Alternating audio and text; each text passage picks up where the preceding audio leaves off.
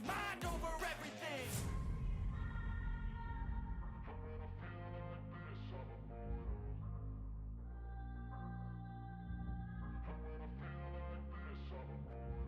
And when I feel like this, I'm immortal. When I feel like this, I'm immortal. When I feel like this, I'm immortal. When I feel like this, I'm immortal. Don't be scared. Don't be scared.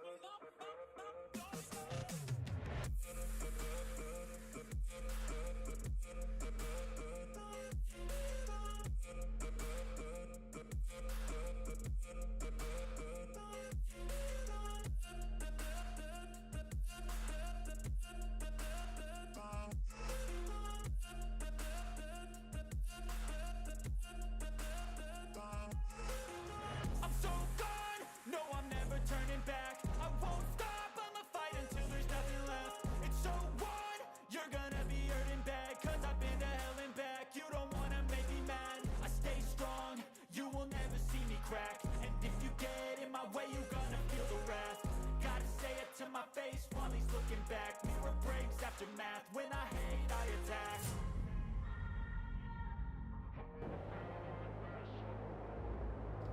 Alright. Time to get work.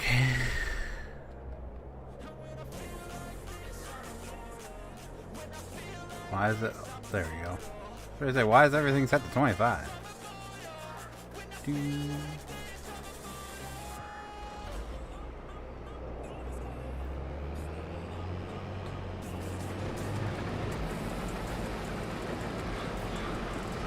My combine driver is not the greatest ball in the box, but we'll hire him anyway. Let's start cleaning up our mess a little bit, though. What's up, Joke Boy? How are you, man?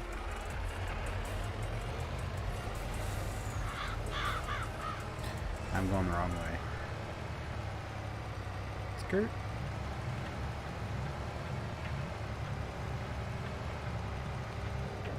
Chilling, killing. You know how I do.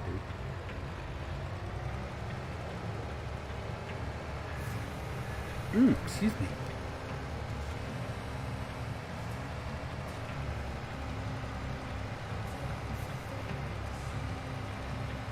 I've just got stuff strewn all over the map, so I figure it's time to do just a little bit of a cleanup job.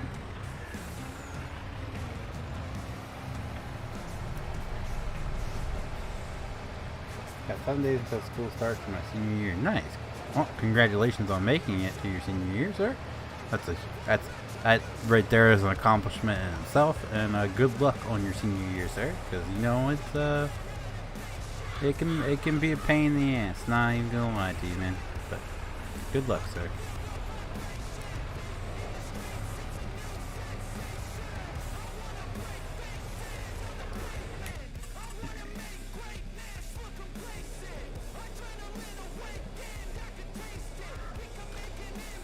I started it. Why is it now?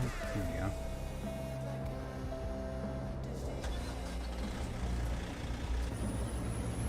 What's up, Paulson? How are you? My senior year, we have early leave. Oh, is that like what do we call it? We had something where we could leave early if we had a job, work something. It's just you take 2 classes and leave for the rest of the day. That's pretty much what ours. Well, actually, you didn't even have to show up at all if you had a job. Like, you showed up at the beginning of the day, you checked in, and then you went to work.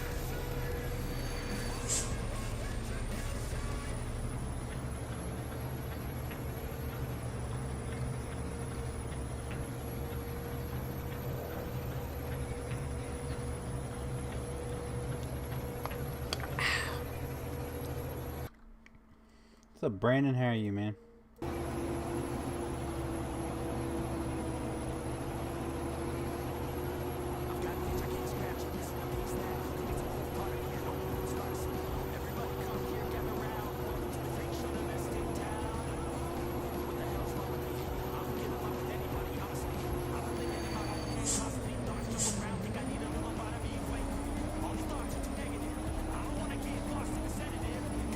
going on up ahead?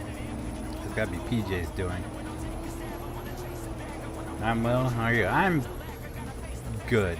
I stressed the hell out, but I'm good.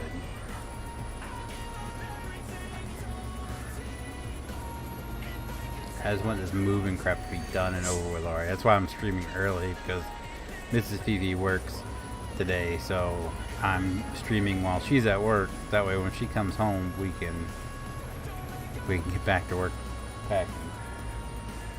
Your last year in school? Well, congratulations to you too, sir.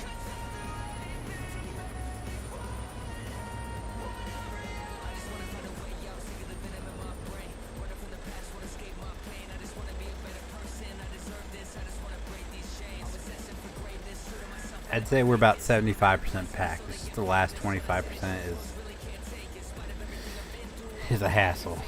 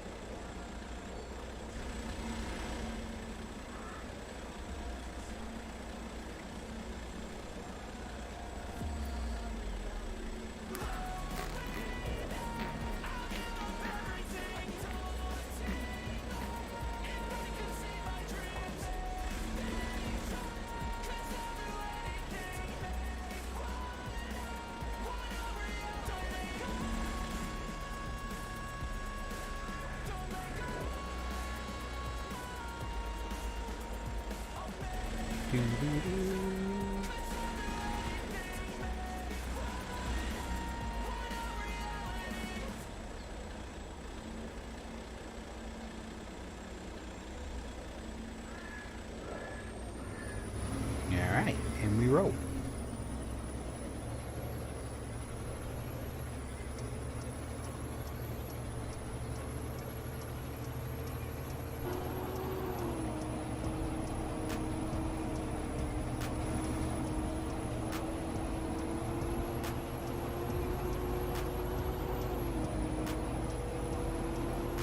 Howdy, Packer fan. How are you, sir? You still a Packer fan?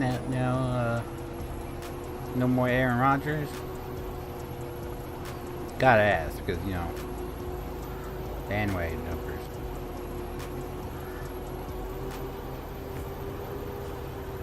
I haven't kept up with football, but I know about that.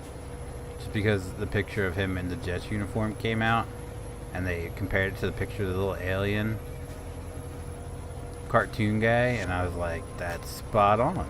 Like, I don't know how more spot on you can get. I'm pretty good. Like I said, stressed the heck out, but otherwise good. Tired. I just want this whole crap to be over with. I think one, like, you guys might not hear from me for a couple days, because I think after Tuesday I might just sleep for like 3 days. You know, just be dead to the world for a couple days.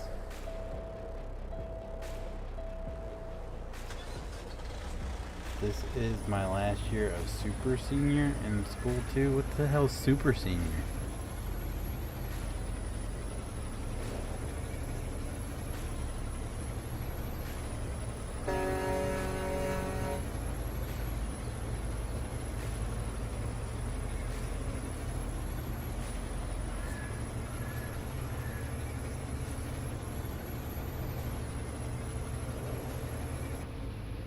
Oh.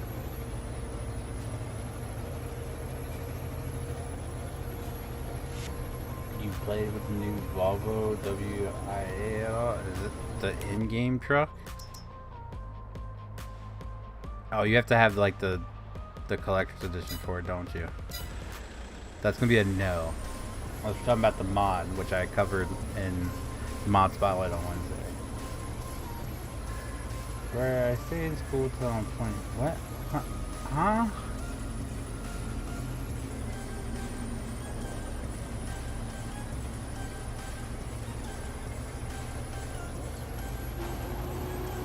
Where you stay in school till you're 21. That's just called failing a bunch of times, sir. I know super senior. That's a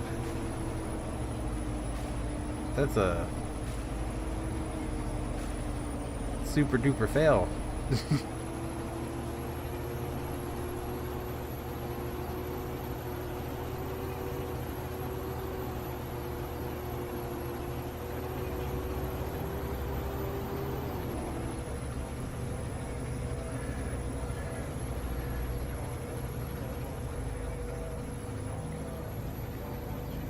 Mod one, in my opinion, is one of the best sounding trucks on the console. No, 100%.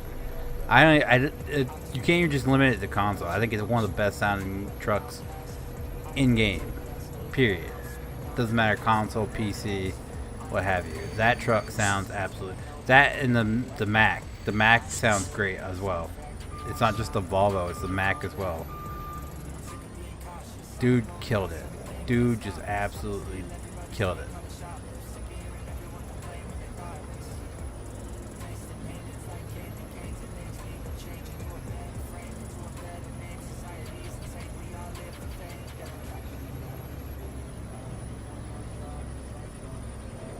How did you get? Oh, the robot vacuum. It's the second one my wife got. She had to make like a post about it or something. But that was her compensation. Was they sent her a free robot. So we ain't never going to use it. It's been sitting in the box ever since she got it, and never been taken. I think the tape's still intact. She tried to sell it online, and like people wanted to, like they said they're interested, and then just never respond back. So she got tired of it. Same with the printer. We have an Epson printer, nice like office printer. Never going to use it. I like our HP. Plus, because HP, they have a club where you can sign up and they send you free ink if you only use X amount of ink per month or something like that. I already passed my grades in school this week. So why are you still in class or in school until you're 21? If you passed all your classes, I'm thoroughly confused right now.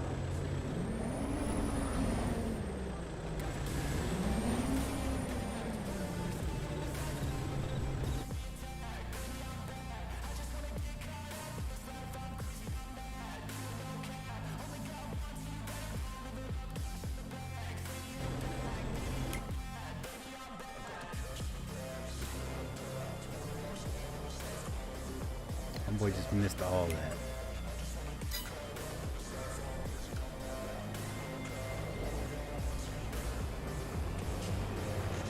Like I said, my hired help is not the brightest, but he got some of the job done. Ow. Oh boy. Knows now. What are you asking for? Just asking. I don't know. I'd have to ask her. She's at work right now, but I'll ask her when she gets home.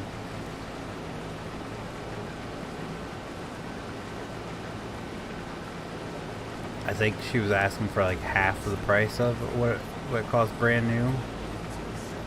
I don't know. She posted on the marketplace. And then, I think she posted it on Craigslist.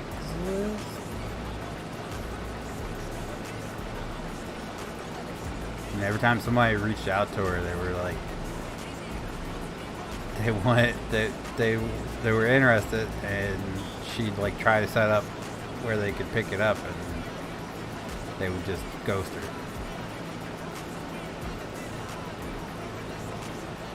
I couldn't even tell you the brand name. It's a brand name one. It's not like a knockoff one. I think it costs like $100 something brand new, but it's out. It's out. It's in the storage right now.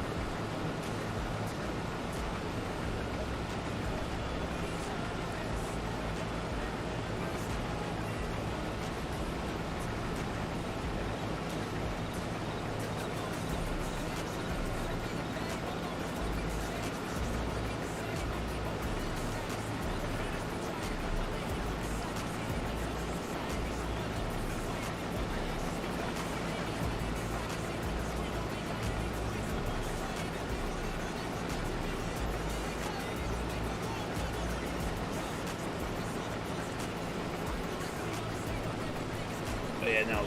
The printer was the expensive one because it's like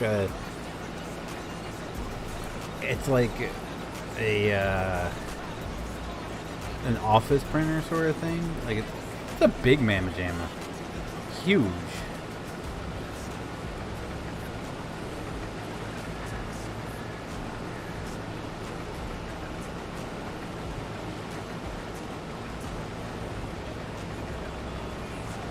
Hello?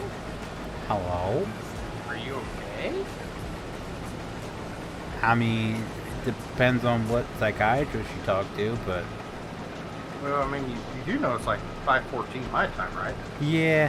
Okay.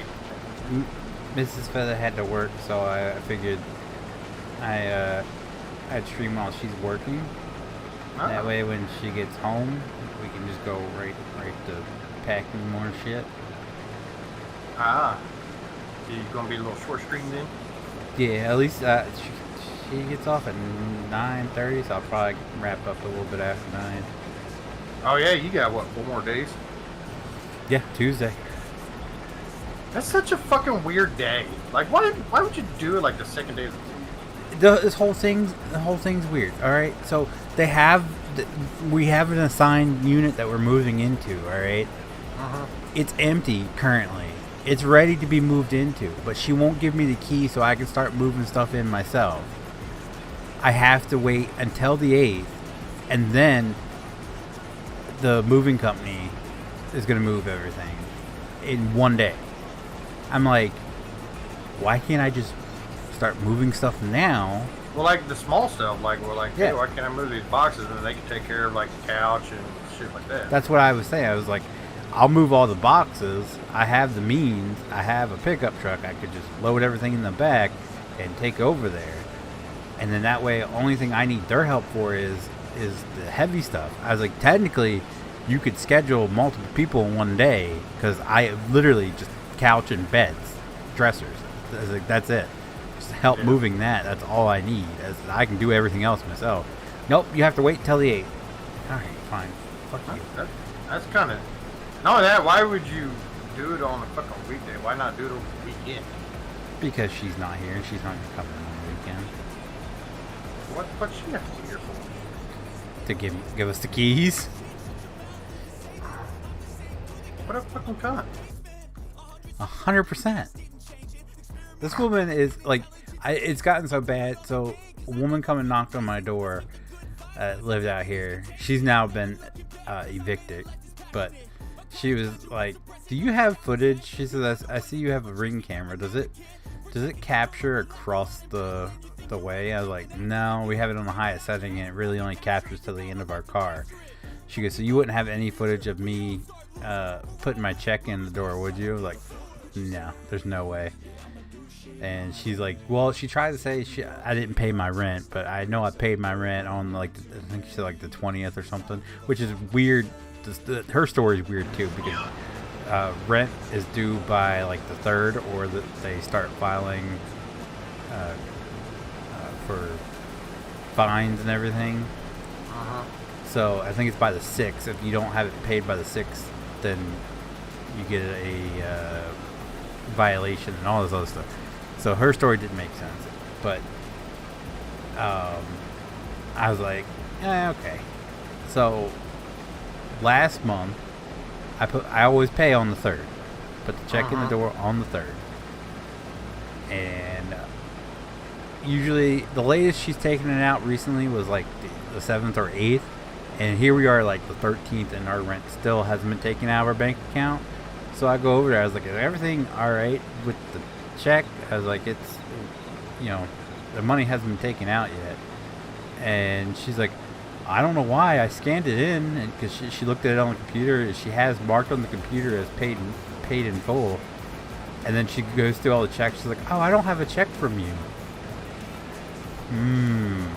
So then now why I would have you to check it off. Yeah, exactly. She said she had it scanned in the computer, but then there was no physical check for her to deposit. So that sounds like her issue because she already admitted that she goes. Well, obviously you'd have to see it to be able to scan it in. So that means you've already seen it and physically held it. Yep. And she never put a note on the door either. There was never a note put on the door, but our balance, it was saying that we still had a balance.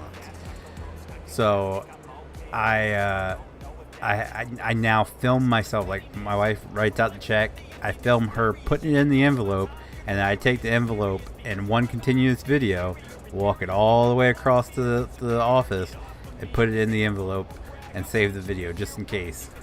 Just try to say she don't get it again. That's like a buddy of mine was renting a house, and so we would take the check to his landlord's house. Well, his wife was home, but he wasn't, so my buddy was giving the check to his wife. Well, then he kept calling. He's like, "Hey, man, what the fuck? You haven't paid me." He's like, Yeah, I have."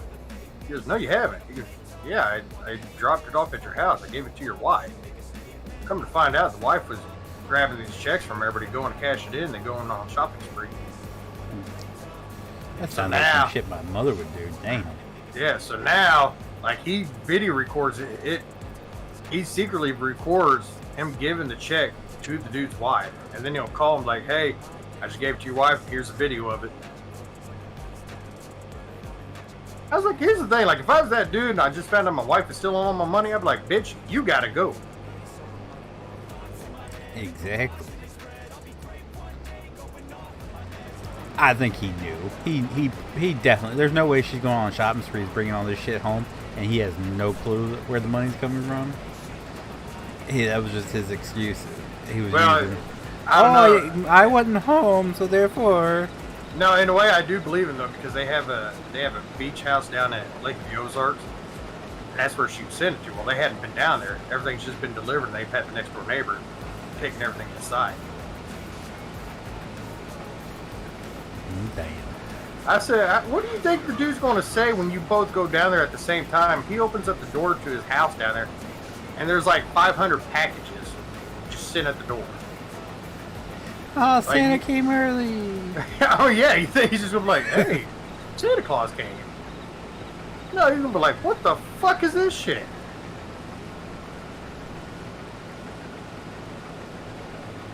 That's why you do it like that TikTok. The guy didn't want his wife to know he was spending money on auto parts, so he just sent it to his buddy's house, and his buddy stored it in his garage.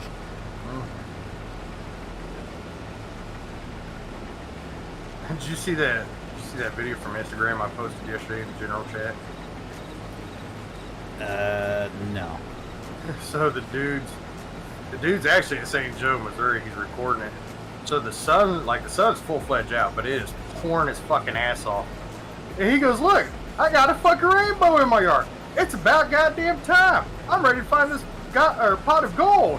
He looks over, he goes, "Wait a minute, there ain't no fucking gold at the end of this rainbow. What the fuck?"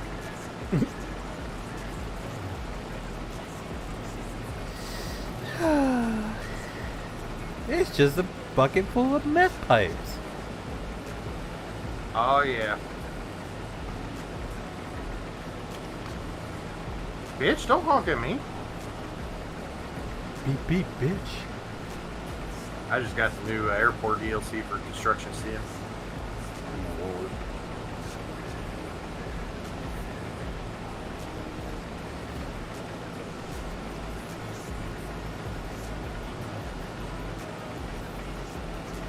PJ's asked me last night what I'd rather play. I told him I didn't care, and I said whatever you want to play. It's just I have to go grab a shower first, and as soon as I say that, I get an email. You received a gift copy of Payday 2, and he's like, install that before you go upstairs. See, me and Jackass got that before. We played together. I don't know. We just didn't really think it was all that fun. Oh, I've been having a blast. I've been playing it today, getting caught up. I like cool. It's CS. It's basically CS:GO with instead of backcourt fights. So I'm living the hell out of it. I don't know. I might try getting it. How much is it? I don't know. He bought it. It's usually like really, really cheap when it's ever on sale. I know for like all the DLCs, it's only like $17, so it can't be that expensive. If I got the money, I might get it.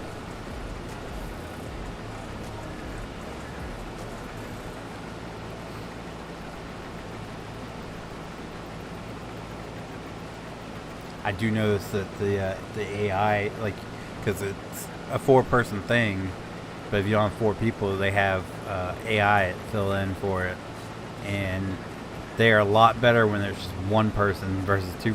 They weren't doing anything with us last night, and today when I've been playing, like, they've been taking out people left and right for me.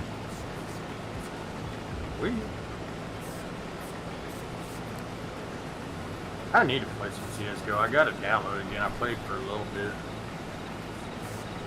But I played with a bunch of fucking idiots. Yeah, that's the problem. Like, I was playing the other night, and I was 2nd overall, and this dude was like, we're gonna lose this because Purple won't push with us, and he carries around a Galil all the fucking time and just dies instantly at the beginning of every round. I'm like, I haven't had a Galil once since we started. What are you talking about? And he's fucking idiot, just gonna do whatever he wants. And the other guy's like, kick him. I was like, for what? I was like, I got more kills than this guy. Like, seriously, I have double the kills that he's got, and you're going to say I'm doing nothing? You want to kick me? And he keeps going on and on and on and on. And finally, at the start of the round, he shoots me, so he gets a what's a 24-hour cooldown, so he can't play anymore. And we end up losing because it was a 3 versus 2 on the last round, or 3 versus 5 on the last round. And somehow it's my fault. I'm like, this fucking dude killed me. Man, I tried playing. I played a couple rounds the other night, and this fucking dude kept we started running, and right off the bat he threw a bomb in front of everybody and stun us, and then as soon as it cleared off, we'd get shot. It's like, hey, if you're going to play on the other team from your buddies, help them out, just don't play at all. Yeah, but every now and then you do get grouped up with a decent group of people where it's laid back and you have some fun playing. And that's what I hold out for every time I load it up. I wonder if Cockmouth will play with you again. I try to get him. I feel he's not terrible at the game. I feel like we could have a good 2-man team there, and he did. Yeah, until he gets cocky and then you show him up, and then he gets hurt and doesn't play no more. Well, I can't help it. I'm trying to win.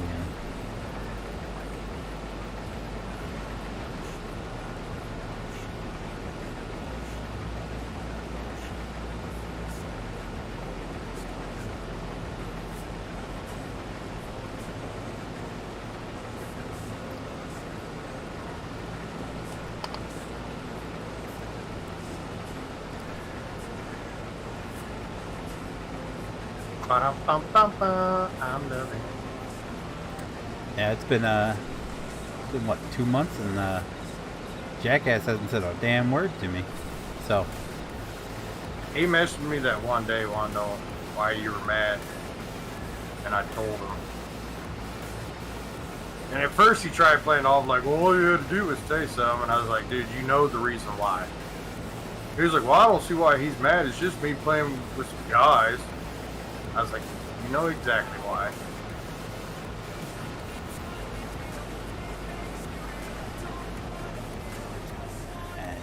It was like, you know the one situation already, but you also know what started the whole reason why we don't associate with them.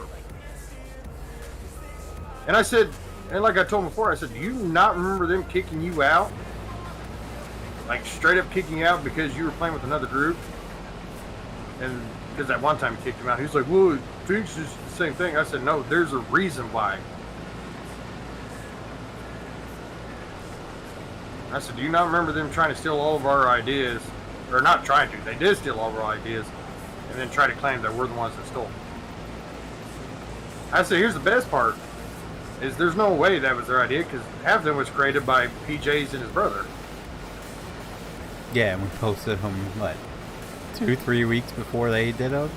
Yeah. And people were claiming we were copying them. It's like, no.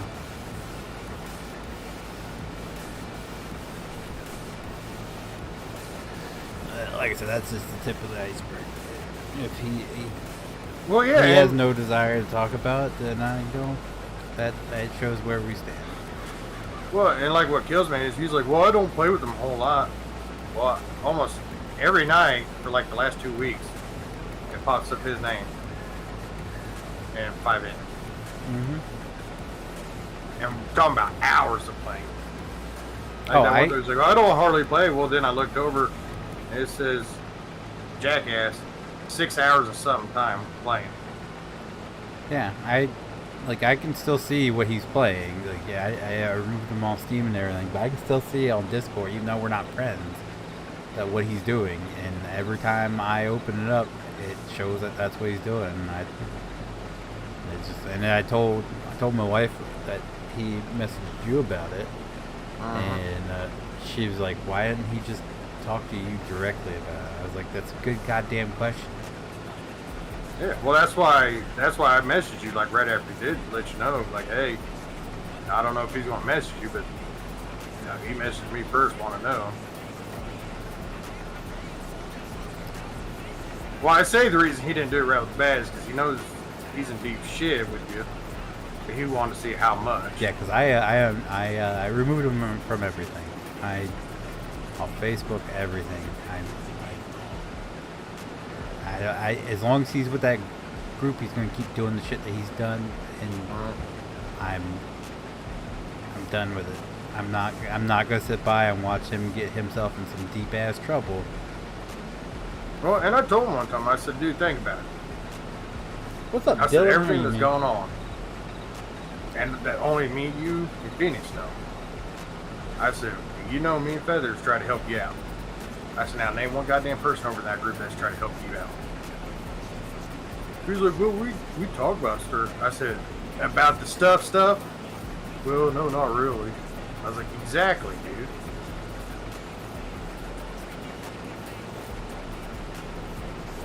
But, you know, he's pulling a Brandon. You try to give him advice and help him out, and then they do the complete opposite.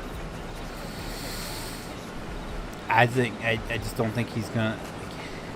I think the biggest problem is he doesn't understand he's an adult now.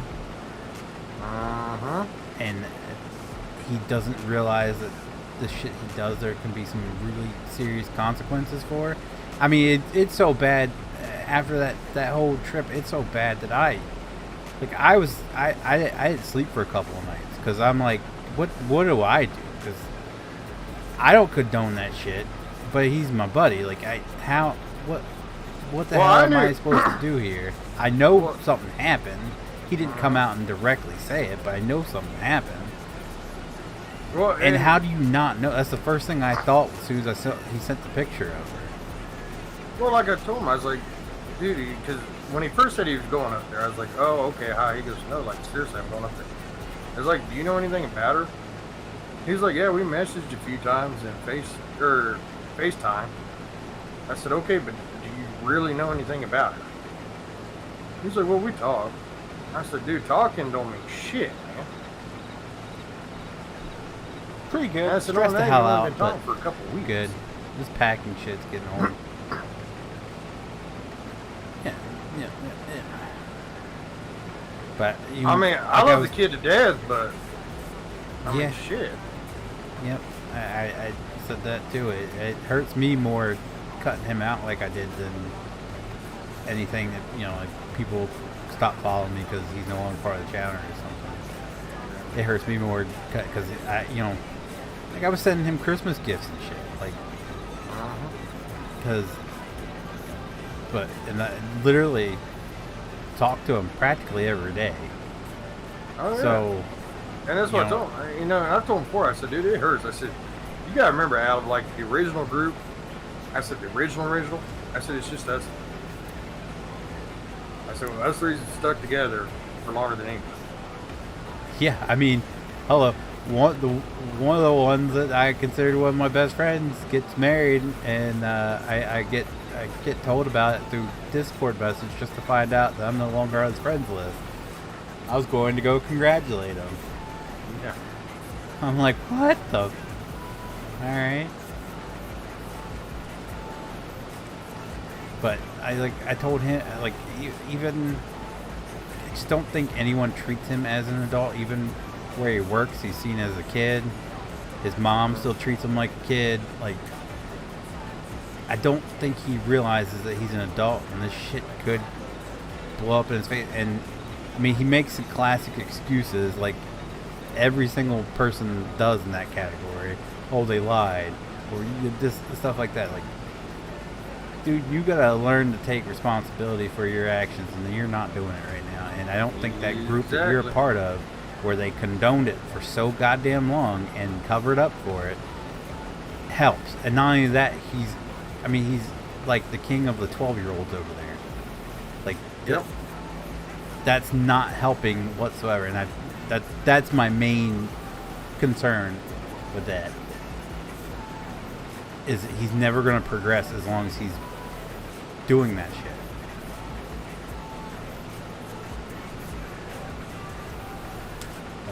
Yeah, I'm so grateful Tuesday become dead, but you know, like I said, I love him, but you know, he's kind of got me pissed off because he's doing the exact fucking same thing Cockmouth does.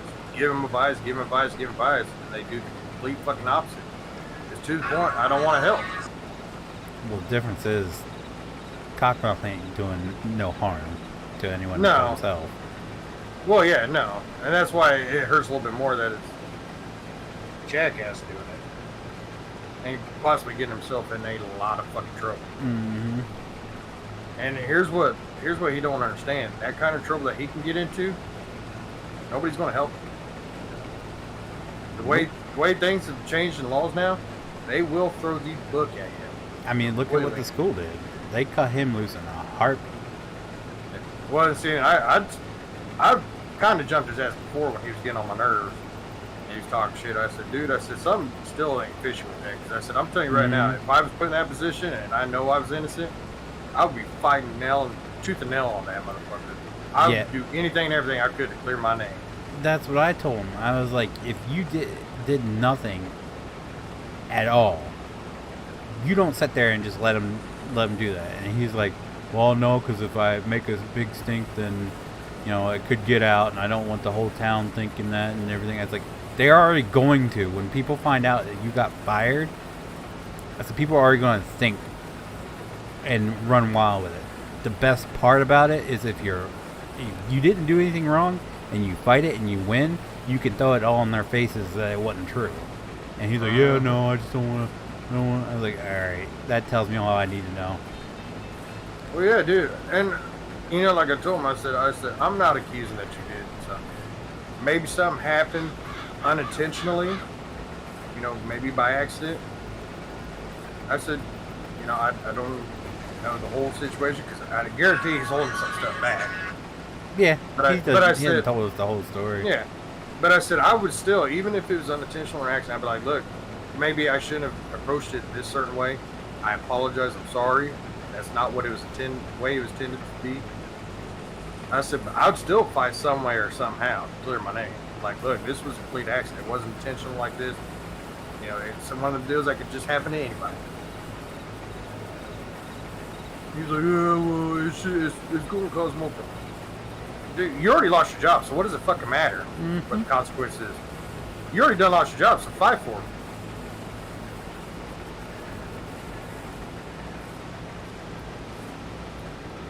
And the fact that, what was it? Just a few months later, this shit happens again, tells me it told me everything I need. Yeah. And like I said, I told Carla, Mrs. Fifi. Woo! Somebody's in trouble. I was like,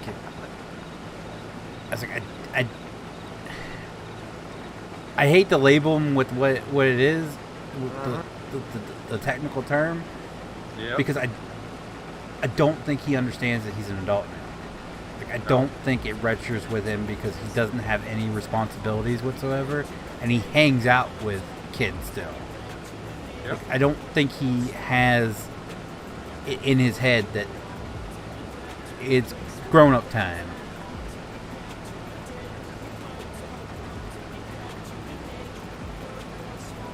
I mean, shit, by the time I was his age, I was married with my own place, paying my home bills, working my ass off. I was already had my second kid by the time I was his age. Well, see, that's like, he was talking shit. He's like, why don't you get a new computer? It's like, Tyler, I pay child support. I got bills to pay, man. Yeah, that's I don't have the fucking money. He's like, whoa. I was like, Tyler, what bills do you have to pay minus what, your truck payment? Which I'm proud of him for paying that. I'll give him that. I said, but dude, how much is your truck payment? He's like, I forgot what he told me. I was like, my child support is a lot more than your truck payment by itself. That's not including all the bills I have to pay. That's not including the groceries I have to pay.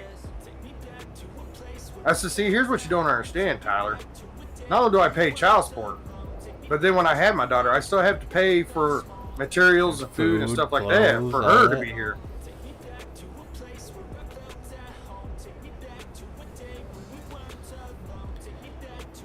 I mean, shit. It's just, like I said, I don't think because he doesn't have any responsibility. He's got told him he was car payment, but that's it. Minimal. And that's what I told him. I was like, dude, you're stupid. Why the fuck are you paying for somebody else's child? Because that was something else I was brought up. He was like, oh, you like, because my free webcams. I said, yeah, but Tyler, do you not read what the title is? Free. Like, you don't have to pay money. I said, but you're literally paying like $30, $40 for OnlyFans. And I said, here's the best part. I said, I don't ever get on OnlyFans, but I know how it operates. These girls finally got smart. They charge like $30 a month, and then they charge you more money just to see pictures and videos. Which I ain't mad at. The pay-per-view thing, like you can pay anywhere between like $5 and $30, and then you get just like a picture here and there. If you want the real stuff, then they charge you like $7, well, that's what I told him. I said, $20 for a video. It's like, and I told him it is like pay-per-view. I was like, so imagine this. I said, you pay for cable, right? Yep. I said, okay, well, that's your monthly fee. I said, but if you want to see the good stuff, that's on pay-per-view, you got to pay an extra fee just to see that. That's why you like take that money, get your own place, and then you have a woman, like to come over and show you the goods for real in person for free. Well, and see, and there's also something fishy. I understand he's from a small town, but so am I originally. I said, dude, you're not going to sit there and tell me there is not a single girl in that town or the surrounding areas that wouldn't want to go out. Because, like, every person you go after is states and states away.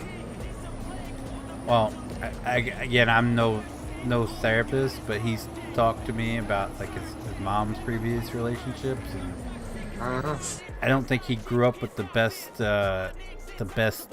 examples of how a relationship should actually be.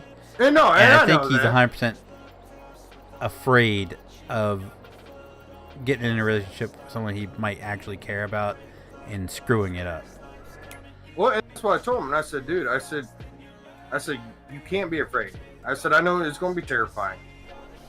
Getting into any relationship is terrifying. I don't care what anybody says. They can act like Barney Badass. There's going to be a point where they're nervous about something. 100%. But relationships are scary. Then comes along marriage. Marriage is even more scary. And then having kids. I'm not even gonna lie. I was scared shitless. Even though my oldest is technically my stepdaughter. Like she was already 4, where I was scared to death when it came along. Then when it came out that we were gonna have another one, I was scared shitless. Well, that's what I told him. I was like, Tyler, I said, there's going to come points in life that shit's going to be scary. I said, have I ever told you the story about my daughter? He said, no. I said, I didn't find out about my daughter until she's already 8 months old. I said, you know how scary that is that you get a call one day after a child's already been born? It's like, hey, I was pregnant. I had this kid. Pretty sure it's yours. I said, especially being your first kid. And then you saw her like, yeah, no, that's That's Ooh. 100% my kid. There's no denying that one. No, well, no, that's the thing. Like, when she was first born, she looked nothing like me. So, you know, I was scared. I played off. I played, like, I had a vasectomy. I can't have kids kind of thing. And then she pulled fast one. She goes, oh, so you have no problem doing DNA testing? Oh. I was like, oh, well, you know, I'm broke. I can't. She goes, I already got it set up. Fuck. So I went and did it. Got your ass. Oh, it did. It was 99.9999998%. Of course, I was scared as fuck. Baby so farted, cleared the room, and you're like, "There's the other, 0.0%. That's me." So, and I told him, I said, "Dude, I said, you know how scary that is?" I said, "Now I find out I'm a father." I said, "I still got to tell my family, dude. Like, I got to tell my family." I said, "Here's the worst part of that time in my life." I said, "Dude, I was in the process. I just moved to Nashville. Like, I just got down there." I said, "Now I find out I have a kid. I gotta move back. I'm broke. I don't have a job." I said, "Man, shit's gonna happen. That's gonna be scary." But I said, "Dude, that's what you got me in Feenix." We've been there. We screwed up. Learn from us. Oh yeah, and I told him, I said, "Dude, I said, I said, we give you shit. But I said, fucking damn well, deep down in your heart, that me and Feenix would never steer you wrong."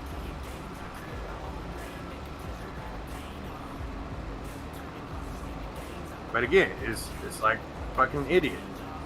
Give them advice, and they don't listen. It's like, dude, deep down we're gonna give you shit, but we're gonna set you straight. I mean, that's the same when he told me about his dad showing up. Like, I told him, I was like, if he asks for money, don't give him any. But if he's seriously and genuine, you don't want to miss that opportunity. Like, no. It may help him in the long run. That was one of the things I was really happy that he didn't just ignore it. That he actually talked to him, and I think he said he was even like they were gonna do something, get together and do something or something. I'm like, thank God, maybe that will,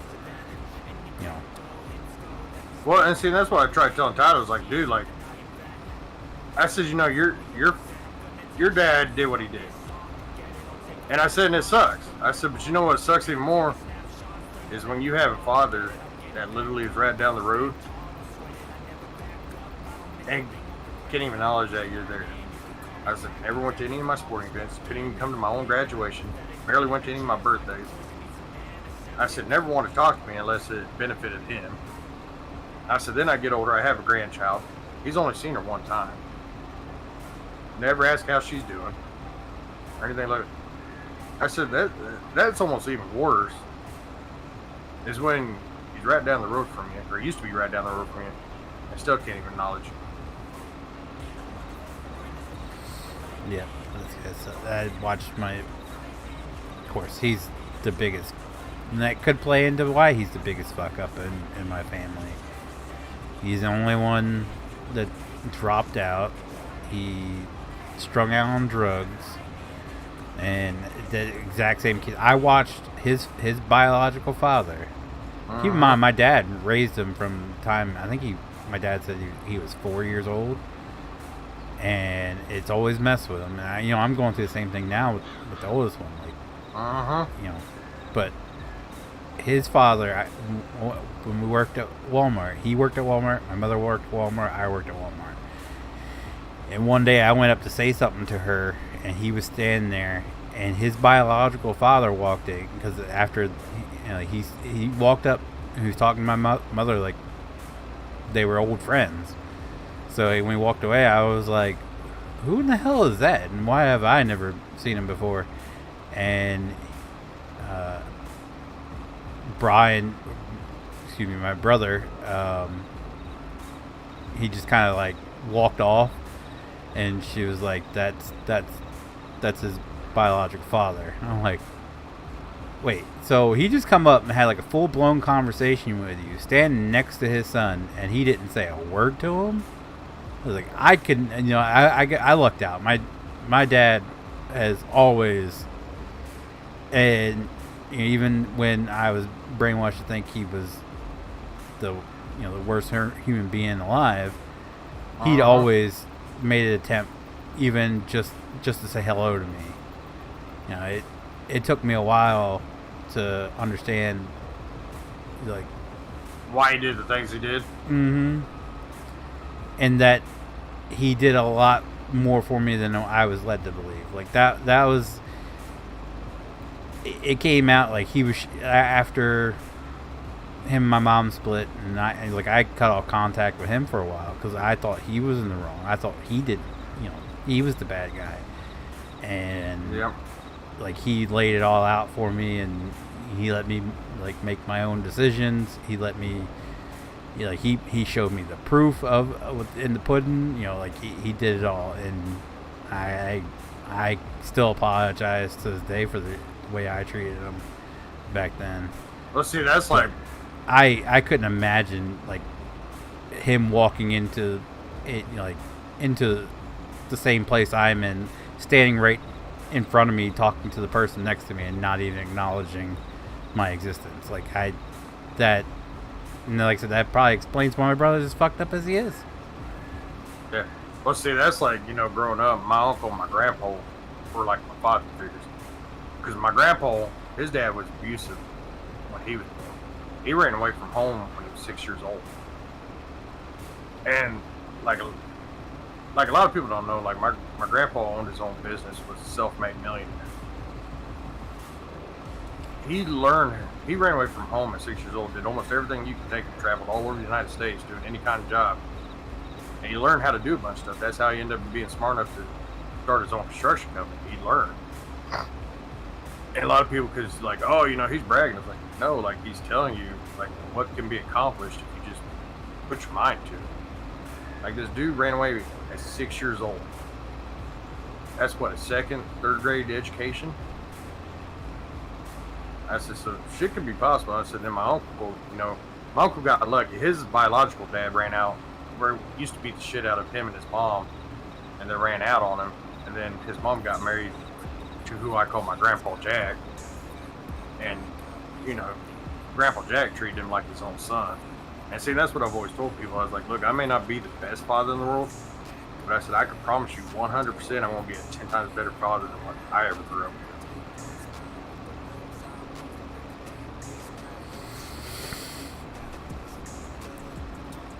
Nobody's perfect. We're all gonna make mistakes. We just gotta learn from them. Yeah. I mean, like, people give me shit because, like, I pick on my daughter. I said, I pick on my daughter, but I said, I do it with love, fun. Mm-hmm. I'm the same way. I mess with my kids. The youngest one the other day, I said something about Jughead, and she goes, "What?" I was like, "Did you just honestly respond to Jughead?" I thought you were talking to me. No, but good to know, Jughead. That's like, I call my daughter Dork all the time. People are like, that's mean. I was like, no, it's not. Like, when she was younger, we used to go to out for breakfast every morning.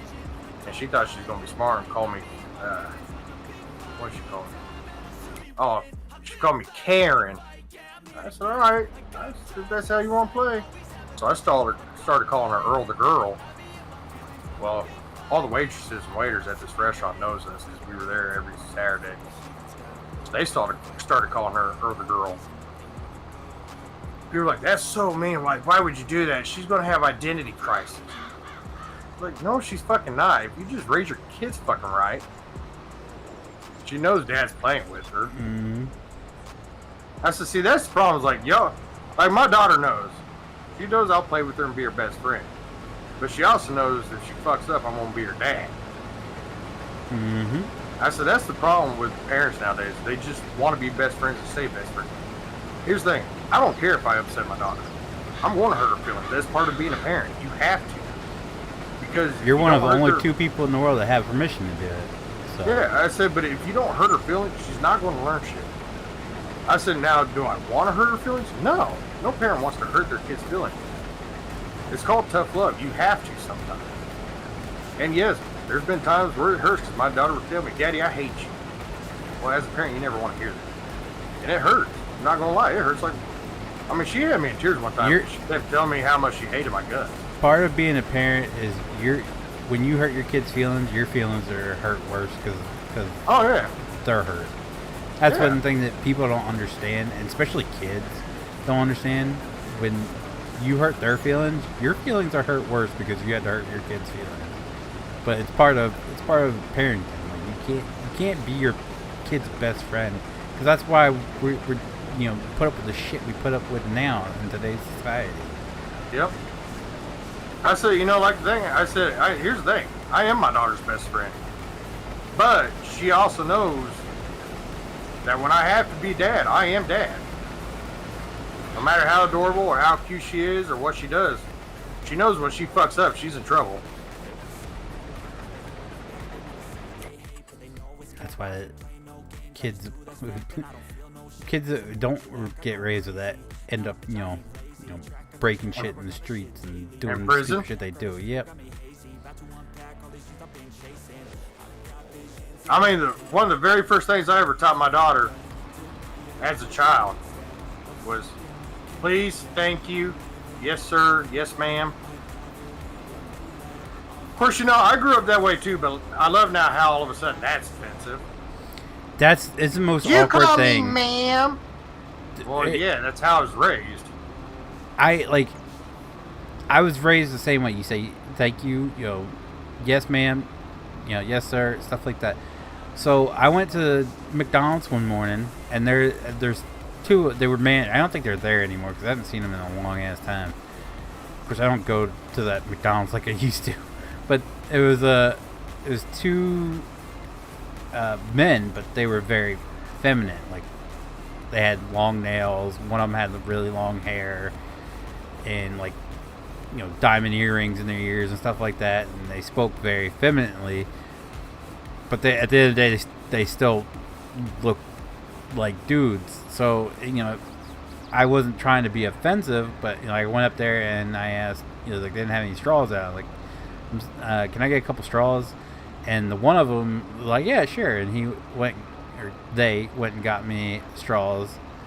And I have nothing but polite things to say about these people.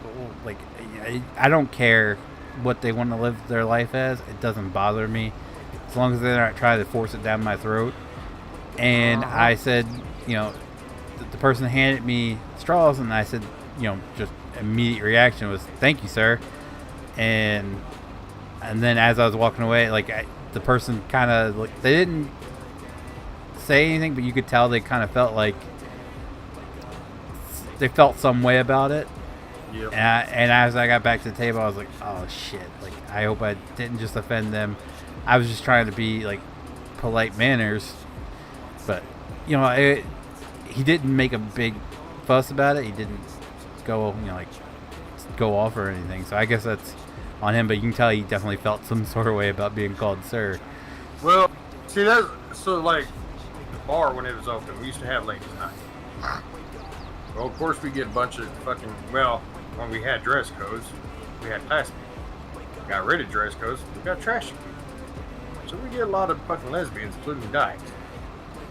Well, the rule was women paid $5, they drank free all night. Lower shelf stuff. Dudes always had to pay, no matter what.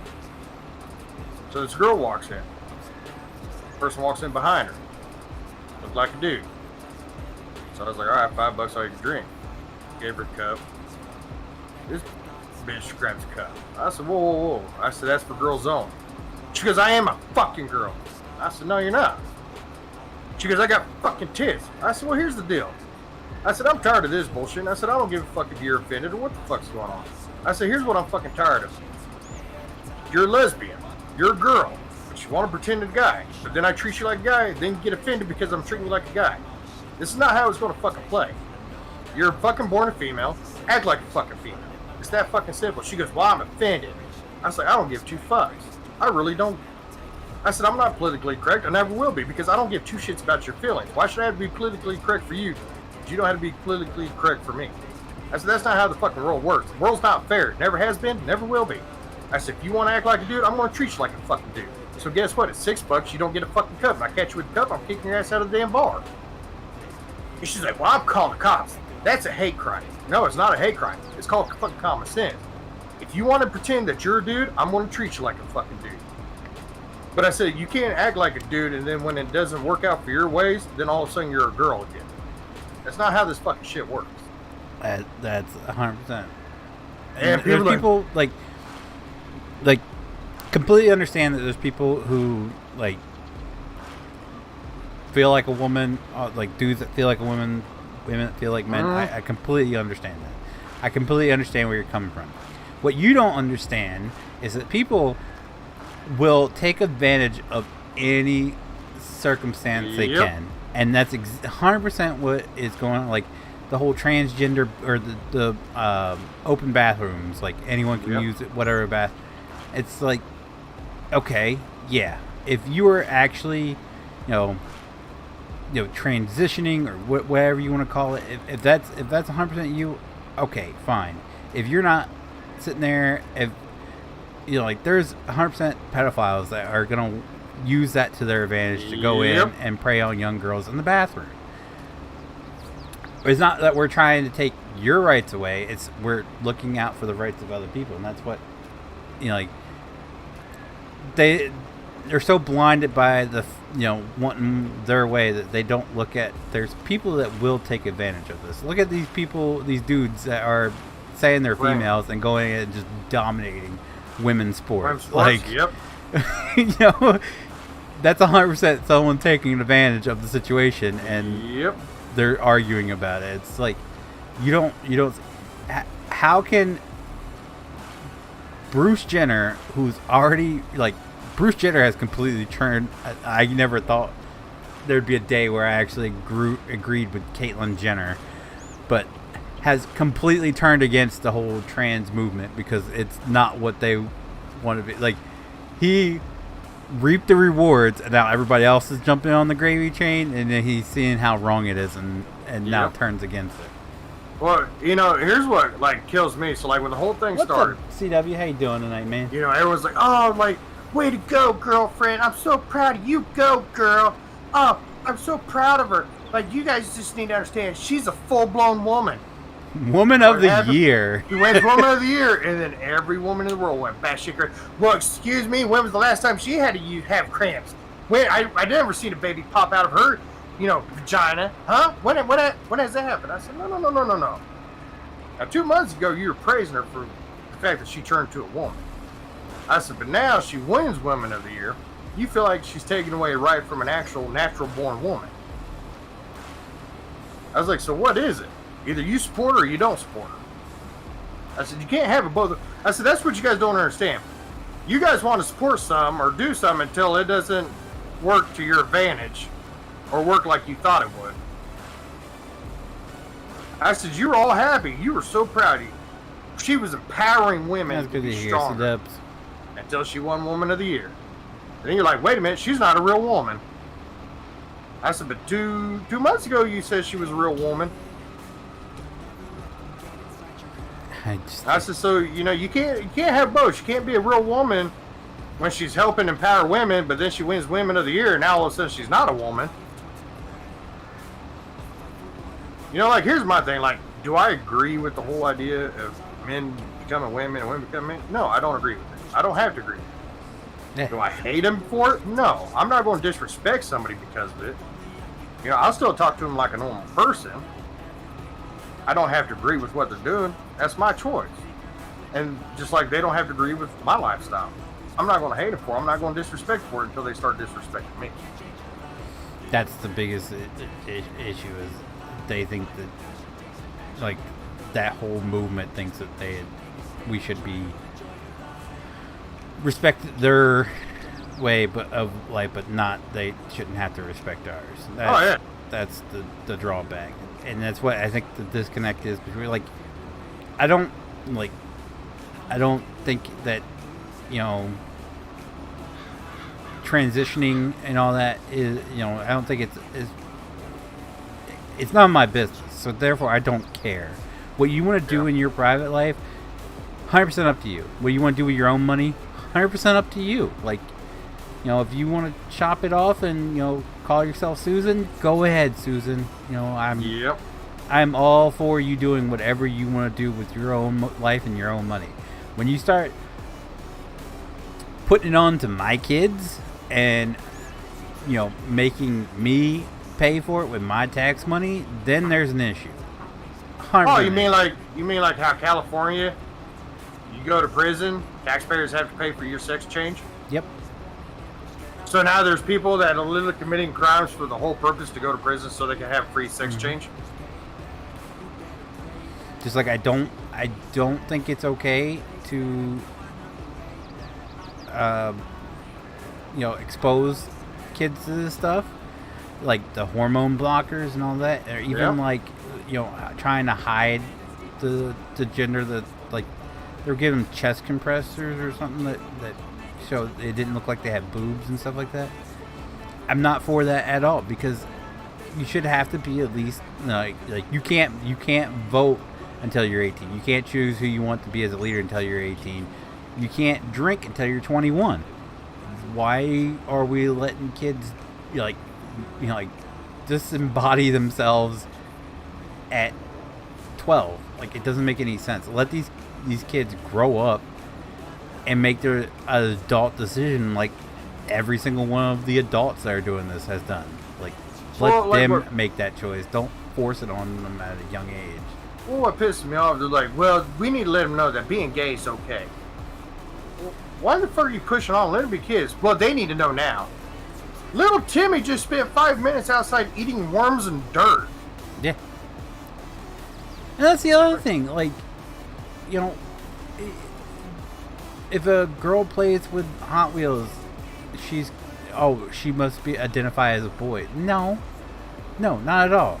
Just like if a guy or boy plays with Barbies, that doesn't make him a girl. Like, and we're forcing this idea on these kids at such a young age when they're impressionable that's what's happening.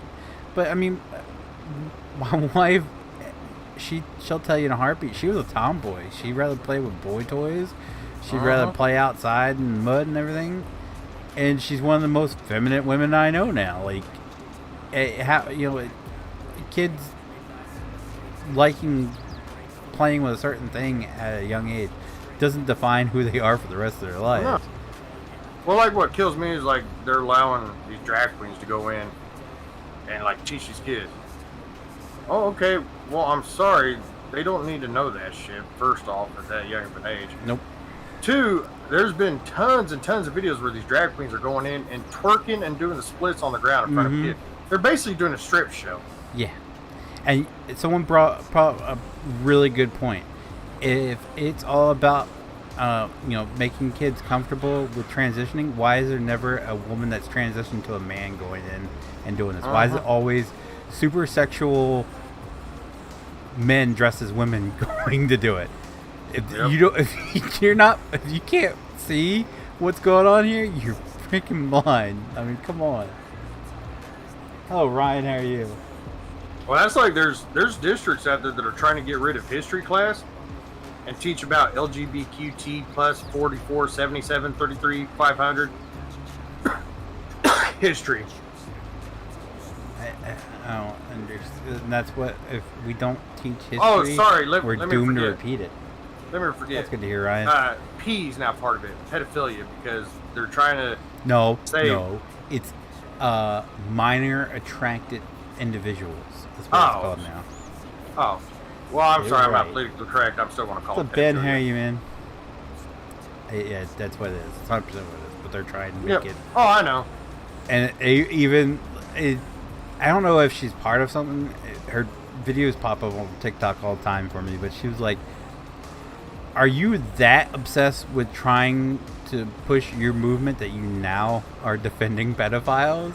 Like, come on. The big push came from California, where their whole idea was to start making children's sex dolls.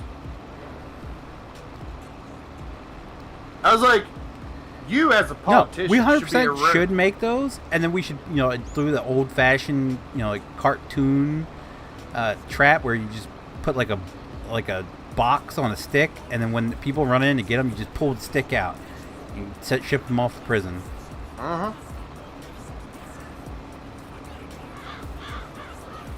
That's cool, Ben. Oh yeah, fucking joke. And like, you know, of course, working with the PD here in town, that, you know, I pretty much know them all. And we were talking one day, and I said, man, I said, you guys know me well enough to know. I said, if anybody, and I mean anybody, ever touches my fucking daughter, I said, you know damn well I look good in orange. And they said, JT, they said, we know you damn good enough that if we get a call to head to your address because somebody's getting their ass beat,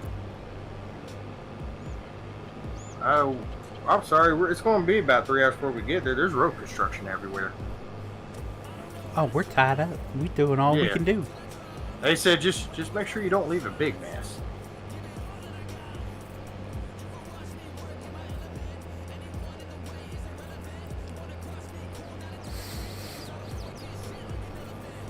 My dad told me, because there was a guy that went to the church we went to, that some guy broke into his home and he shot him, killed him. When he shot him, he fell outside the door. And they ended up charging him with it. He's like, because when the ex starts showing up here, I told him about it. He's like, if you got to, you got to. Just make sure he's far enough in the door when you bust the cap in his ass, he doesn't fall outside of it. He's like, I know the laws. We went through this.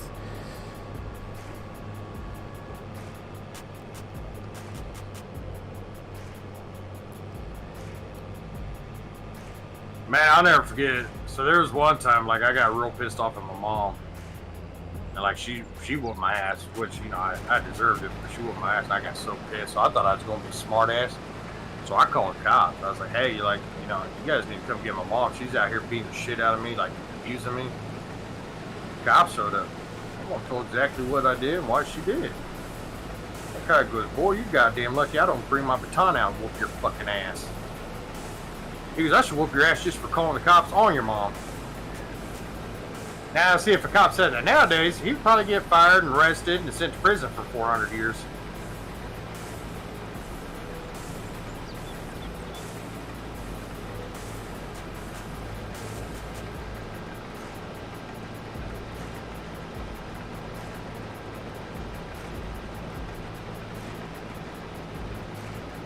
That's like this new thing.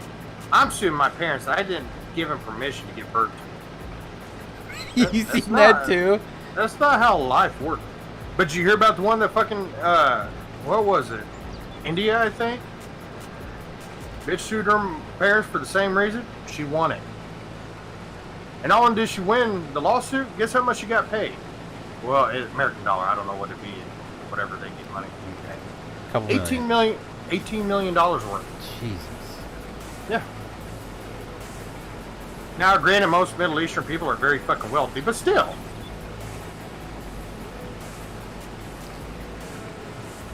Blew my mind. When I saw that the first time, I'm suing my parents because they didn't ask for my permission to have me. And it's like, yep. How the hell? And you want to know the most embarrassing part? It's not the fact that they're suing it. Well, I mean, that's pretty embarrassing. But what's even more embarrassing is the fact that it's actually going to court. Like, that means the judge had to sit there and say, well, let's hear this out. There could be a reasonable explanation for this. Like, there could be a reasonable lawsuit here. To be fair, if I was a judge, I too would just take, because that sounds like an easy ass case that you just sit back, let them squabble, and then you just be like, you're an idiot. Case dismissed. Good to see you doing that. I'd be like, all right, we're here to try the case of such and such versus their parents, such and such. And then just like as they start delivering or talking, just like pull a bucket of popcorn out from underneath my bench and just start eating it as they're talking. Look, this is more entertaining than anything that's in the movie theaters right now. Let me listen. Damn. Rest in peace, Pee Wee Herman. Ripperoni. I'm gonna go eat a pop. I'll be right back.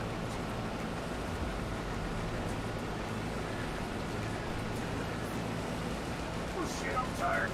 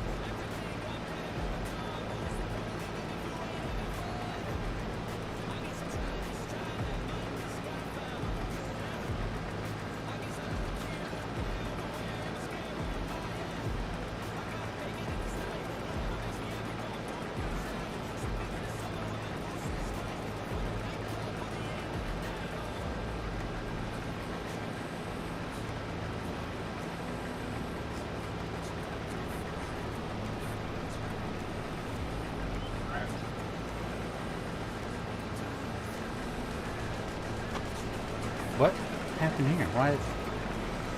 Ba-da-ba-ba-ba-da-ba-ba, Nickelodeon.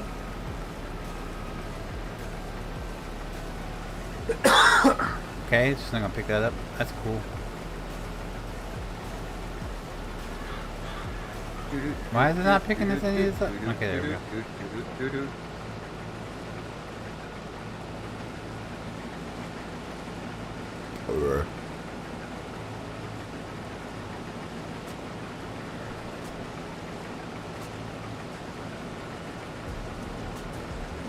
So have you ever heard of Hawaiian Brothers restaurant? No. Oh. So there's like this restaurant that's called Hawaiian Bros. It's like a Hawaiian cuisine, grills, sandwich, whatever you want to call it. They just built one in St. Joe. I've never heard of it until they started building one, and they said there's a few down in Kansas City. I've never even heard of them down in Kansas City. But they're treating it like the Whataburgers when they first opened up in Kansas City. How there's like a mile-long line. I have never heard of such a mixed review on a restaurant my entire life. Half the people are like, I got food poisoning. And the other half are like, it's the greatest food I've ever had in my entire life. I was like, well, now I'm kind of nervous. I don't know what to do. Like, will I be the half that gets food poisoning and then I hate it for the rest of my life? Or will I be the half that's like, oh, this is the greatest food ever? I've learned enough recently to know I'd never want to eat Burger King again. I can tell you that much. Dude, I've been telling people for years to quit eating Burger King. How they're still in business, I don't know. Well, I was on Reddit the other day, and the question, like, I like to answer the questions on Reddit, and one of the questions was like, what food is it that you ate that gave you food poisoning? And I said the spicy chicken tender crisp from Burger King, because when I was working at Walmart, there's a Burger King in the parking lot, so I just walk over to Burger King and get my lunch when I was on my lunch break. And twice I had the spicy chicken tender crisp like a month apart, and twice the first time I ate it, I got super sick, and I thought maybe it was just something, messing with me, but still, because when you eat something you end up getting sick, you just immediately attach it to that. So about a month later I tried eating there again, and the same thing happened. So I put Burger King, spicy chicken tender crisp, and there are so many people that commented on it. Like over 500 people commented on my comment, going, "Yeah, no, anything chicken from Burger King will give you food poisoning." Yep. Like, okay, well, never eating there again. See, like, my personal opinion, I used to think they had the greatest chicken sandwich of all time. Like, their chicken sandwich. Yeah, their spicy chicken tender crisp was up there for me. At one time, I thought their chicken sandwich was better than Chick-fil-A. And then, like, I can agree out with of that. nowhere- That spicy chicken tender crisp had a lot more flavor than the Yeah. Chick-fil-A one.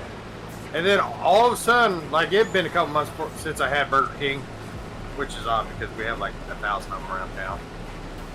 But I was like, it'd been a couple months, so I was like, okay, like, chicken sandwich sounds fucking good, and I'll get a Whopper. Ate them both, like, neither one of them had flavor at all. Like, no season, no nothing. Like, it was just the blandest meat I've ever had in my entire life. I was like, okay, well, shit, sometimes, sometimes cleaning the grill or something like that would make a huge difference in flavor. Like, okay, I'll give it a chance. Like, oh, shit could happen, not a big deal. So I went to another Burger King, same thing. The most bland flavor ever. Then I got extremely fucking sick. Like, put me in the hospital sick. I was like, okay, well, maybe it was just that store. Because that store was very known for having meth addicts working. And they still do. And I mean, they don't hide it either. Like, they will straight up snort cocaine in the bathroom right in front of you and then go back to work. So I was like, okay, well, I'm not going to go to that store. So I went to another store. Same thing, got stupid sick off their food. And then other people was like, man, I keep getting food poisoning every time I go there. So what's funny is, once you start paying attention, so you realize how dirty Burger King was, especially here in town. Well, all these restaurants have done their facelift, update. So it's funny because everybody's like bitching about how horrible Burger King is. Well, then they do the remodeling. And everyone's like, I can't wait for Burger King to open up. Like, weren't you just bitching about how nasty it was? Yeah, but they remodeled. Everything's new. The building has a facelift. It's still the same shitty fucking food and the same drug addicts working. Just because the building gets a facelift doesn't mean it comes with all new equipment and new employees. So sure enough, everybody got excited, went back there, got food poisoning again. Yeah. I will still say the best fast food meal I ever had came from a Burger King though, and that was I had a buddy that lived on the Dover Air Force Base, and he wanted us to go over to the bowling alley there and go bowling. So he got us on base, and we went bowling one afternoon, and then he was like, let's grab some lunch at the Burger King. I was like, there's a Burger King on the Dover Air Force Base? He goes, yeah. And we went there, and I got the A1. They used to have a thing called, I think it was like the A1 Steakhouse Burger or something like that. I got it. It looked exactly like the commercial did. The fries were piping hot. The sandwich was piping hot. And it looked like it was like pulled right out from the commercial. I was like, holy shit. This is probably the best fast food meal I ever had in my life. Now, see, like me, like, even though I like Wendy's, I'm burned out as fuck on Wendy's right now. I don't want to eat that for a while. 'Cause that's all my daughter wanted forever. But to me, Wendy's had the best, like, meal ever, fast food. When they used to have the Junior Barbecue Bacon Cheeseburger. Oh, the best burger in the world, and it was only like $1 at the time. I'd get like fucking 10 of those little shits. Because Mrs. Fifi had to work, so I figured I'd stream while she's at work. That way when she got off, we could keep on working on packing. And just like what pissed me off, so like, in my opinion, like as far as fast food goes, McDonald's had the best biscuits and gravy ever for fast food. So we went for breakfast one morning. I was like, man, I'm really craving McDonald's biscuits and gravy. So we pull up. She's like, can I help you? Can I get your order? I was like, yeah, I like 2 biscuits, gravy. Oh, sir, we don't sell biscuits and gravy no more. I was like, what? Like, I'm sorry, this is like, America, isn't it? Like, you're out of stock or something? She goes, no, like, all of McDonald's quit serving biscuits and gravy. I was like, for what? She goes, it's too complicated to make. My mom used to work they sold biscuits and gravy when my mom worked at McDonald's, like, in the 1800s. She's like, biscuits and gravy is like literally the easiest thing in the world. The gravy comes in a bag and you just stick it in a pot of boiling water until it heats up. And then you cook your biscuits like you do for any kind of sandwich or anything, and you just like literally put them in a box, pour gravy over it, and call it good. It's like, how hard is that? Same reason they won't make crispy ranch snack wraps no more. It was too hard for them to make. I was like, how's it hard? You literally grab shredded lettuce, sprinkle some shredded lettuce, put 2 chicken strips, throw a little shredded cheese on it, drizzle some ranch, and you're done. You wrap it up. Like, how fucking hard is that? Like, that shows you the laziness. My brother still can't wrap his head around the way he was told the other day. He went to Popeyes because my nephew really wanted some chicken tenders from Popeyes. He goes up there and he orders chicken tenders, and they said, "Sorry, sir, we don't have any chicken tenders. They're all frozen."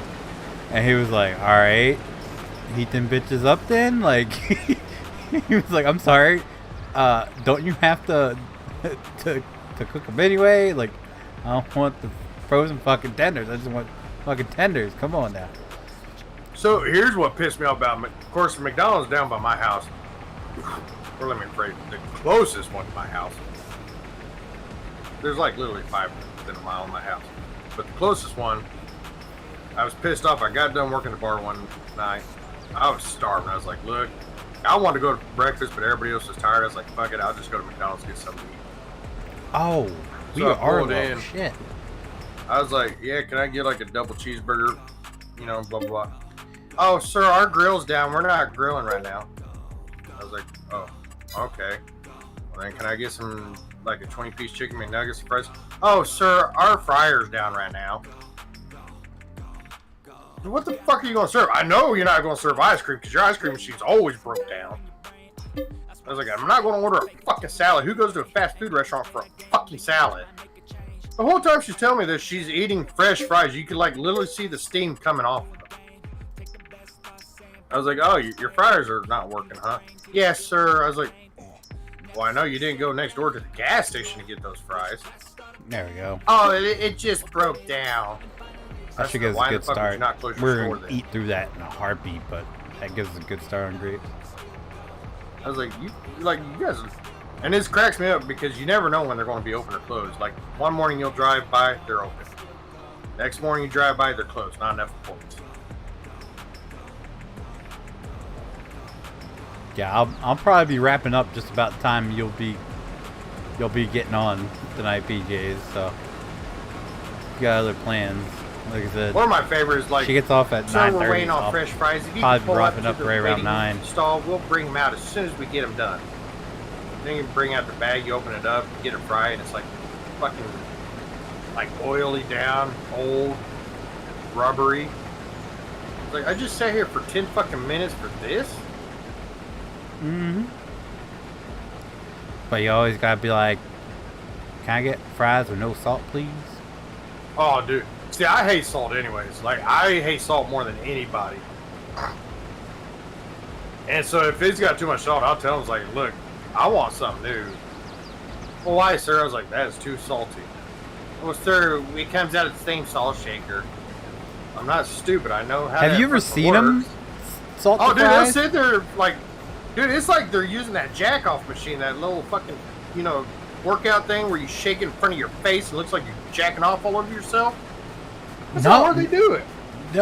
The one here in town, they have this little, it looks like a miniature barrel with a handle on it. Yeah. And they hold it up and click the thing and it just spirals out of this thing, just Yeah. like, holy shit.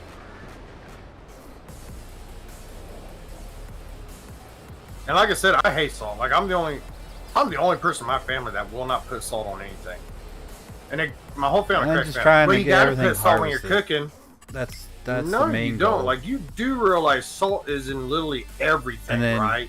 Like, naturally comes in If this isn't from done, the factory with salt in it. you just drive over Like, what do you the mean? I was like, straw, pick salt it up. That needs to be Preserve. done. All those things All your always meat's out, already too. got it. All your produce has already got it.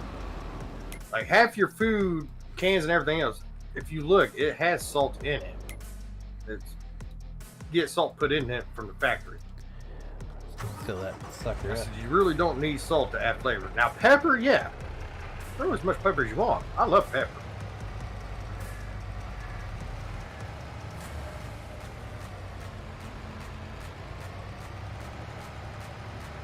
And of course, that's when I get that. You're one of them white people. You don't flavor your stuff. No, I put onion powder and I missed it. I put onion, garlic, and all that shit on there. Just no salt. And then what's funny is my family can't understand why they're always in the hospital, and I'm hardly ever in the hospital. It's like, you do know salt dehydrates you, right?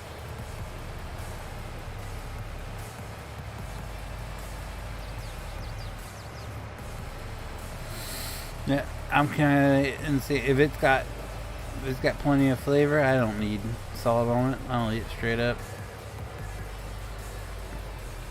Especially like I love the freaking the spicy chicken sandwich from Chick-fil-A. Oh, it's just spice and pickles. Ah, oh, it's like heaven.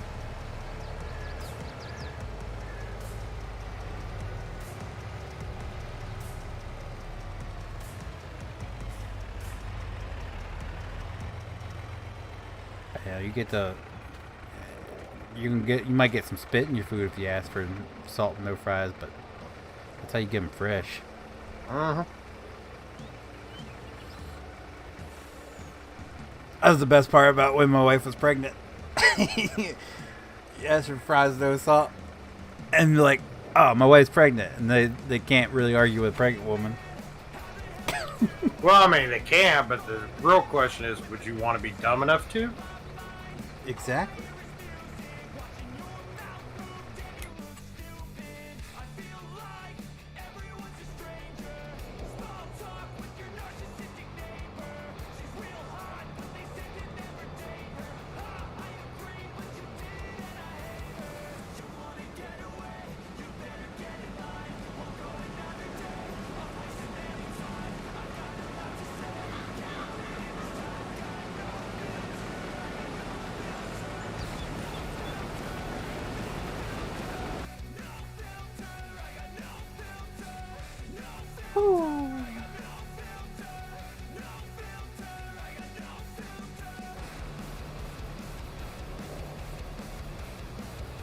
You're still around, man. I've been playing Payday today. I'm actually caught up to you. I've been working on the career stuff. And yeah, I'm level 29 now. By the way, that saw, game changer. Anytime do a bank robbery, I have to have that saw because you just tap it on the door and it pops open. Just zzz, and it pops right open. So I'm better equipped now. So whenever you want to play again, I'm ready to go. And JT said something about getting it as well. So.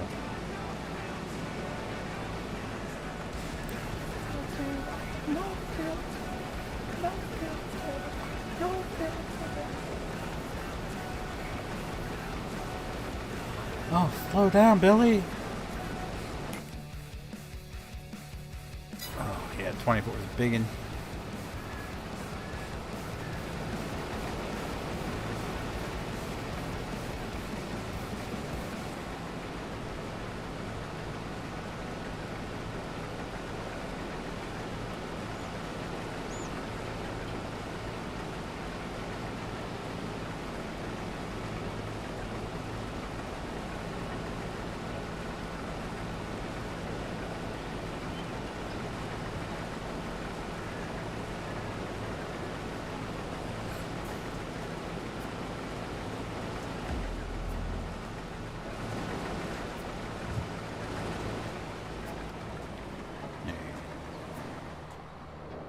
Another field down.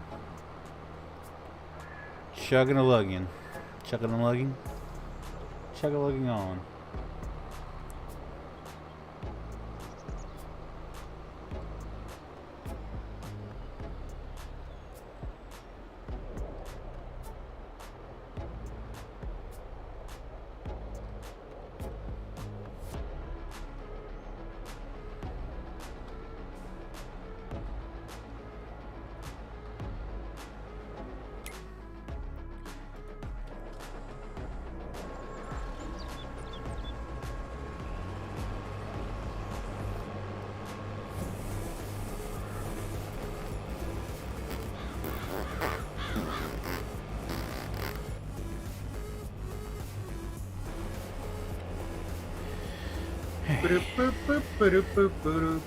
Ba ba ba ba ba. I'm gonna shit in it. Oh.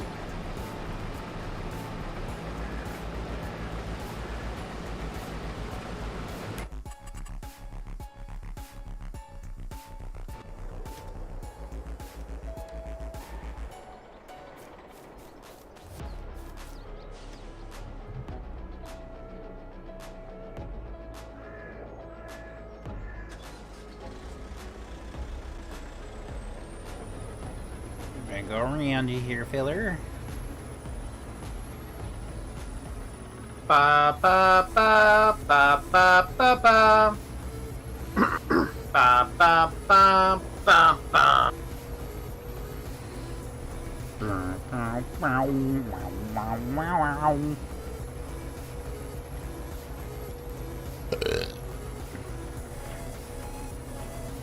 Whee!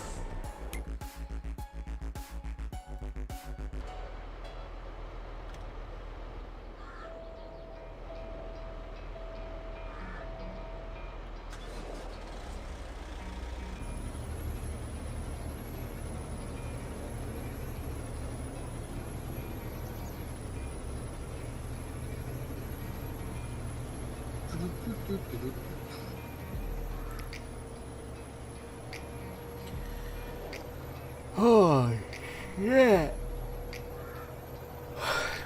I might just be dead to the world, you know, Wednesday through Friday next week. Oh, I bet.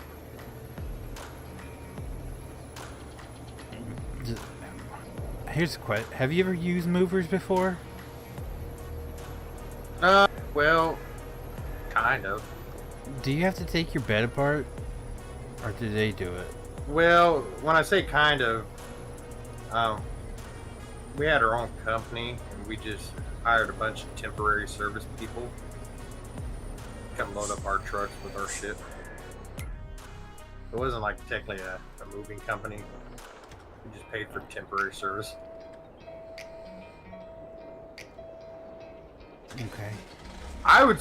My guess, I'm sure they probably would do it, but like I'm one of the people I'd rather just tear it apart myself. That's the song that messes up.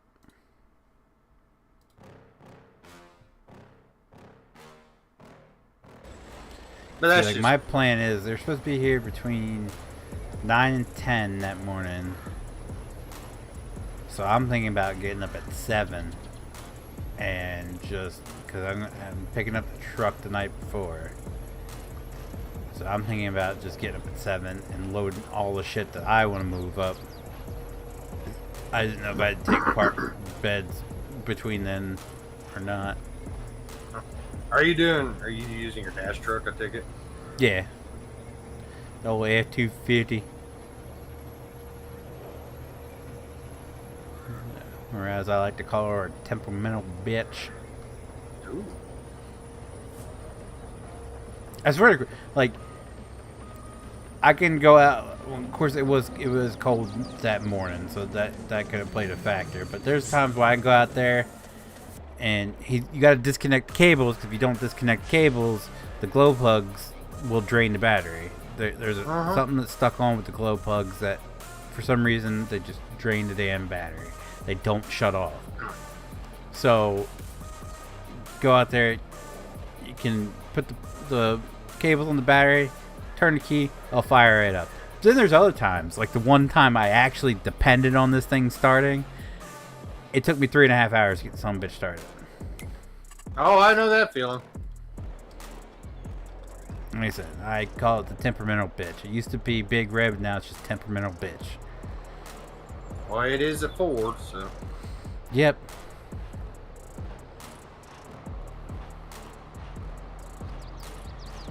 and he's just like, I've told him numerous times. I said, find a kid that wants a project truck. Get what money you can for it, and go get you something, something that he doesn't want to. He's super proud of that truck. That was the first and only truck he's ever bought, brand new, and he just doesn't want to get rid of it. He wants to fix it up. And I'm like, all right. But you're like, Dad, it's Ford. Yep. I was like, there's no fixing it up. It's always gonna have issues. Exactly. I mean, look at my city truck. It's been at the dealership for 8 months out of the year so far, with a brand new transmission that they can't figure out how to make a run.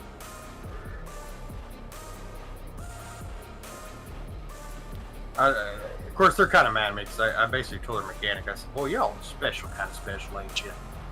I said, well, y'all the mechanic school dropouts? He said, I understand. I said, well, my truck's been towed here 9 different fucking times with a brand new transmission. You guys can't seem to figure the shit out.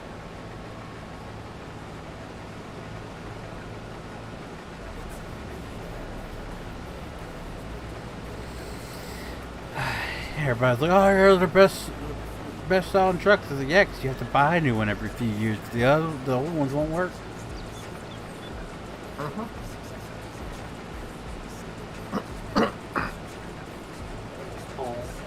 I'm getting old.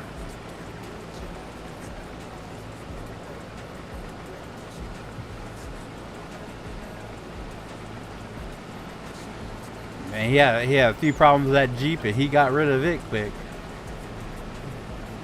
I was like, this thing. He'll sit there and tell you the reason why he's a Ford guy is because he's driven everything under the sun, and the only thing that held up underneath him was his old Ford. So that's why he's a Ford guy. I was like, yeah, but none of them are holding up now. Like, what? How do you explain years of me having to drive my Chevy out to rescue your dumbass Ford? I was like, how do you put that in perspective? Exactly. That old Bronco he had, there's numerous times I had to run out because it left him stranded on the side of the road, so I had to go rescue him. And the old Chevy. And there's been times when that damn power joke has left him stranded. I had to go help him.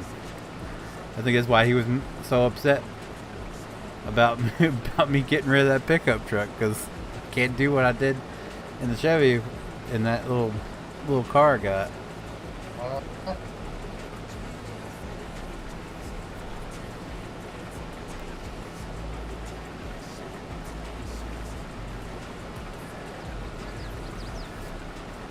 What's up, Chad? How are you?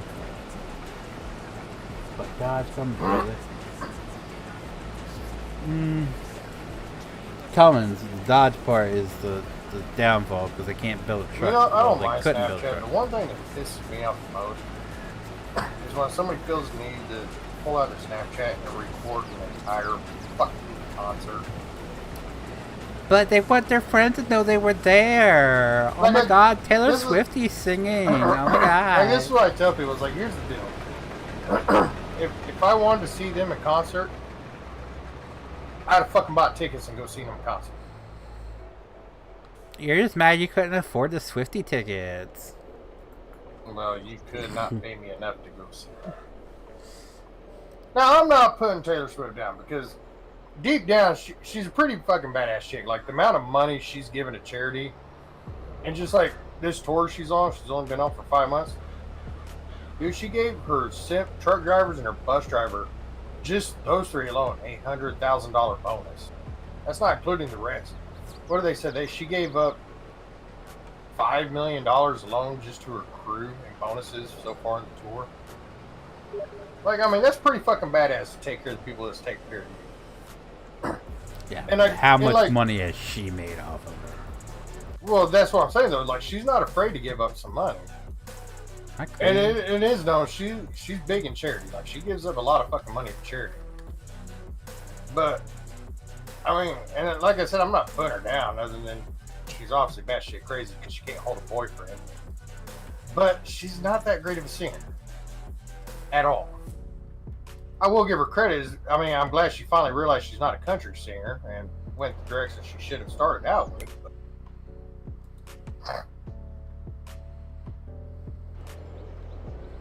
So that's where all the money's at. and what's funny is Good here, people are Chad. like, you don't know music. I do though. Like, yeah, I know enough about music that I don't want to hear, ooh, look what you made me do. Ooh, look what you made me do. Like, I don't want to hear that dumb shit. Well, I mean, like literally, one of my jobs at the bar was booking national recording groups. Like, I've dealt with a lot of agents. I've dealt with a lot of, you know, big names and stuff like that. Like, I know a lot of these people.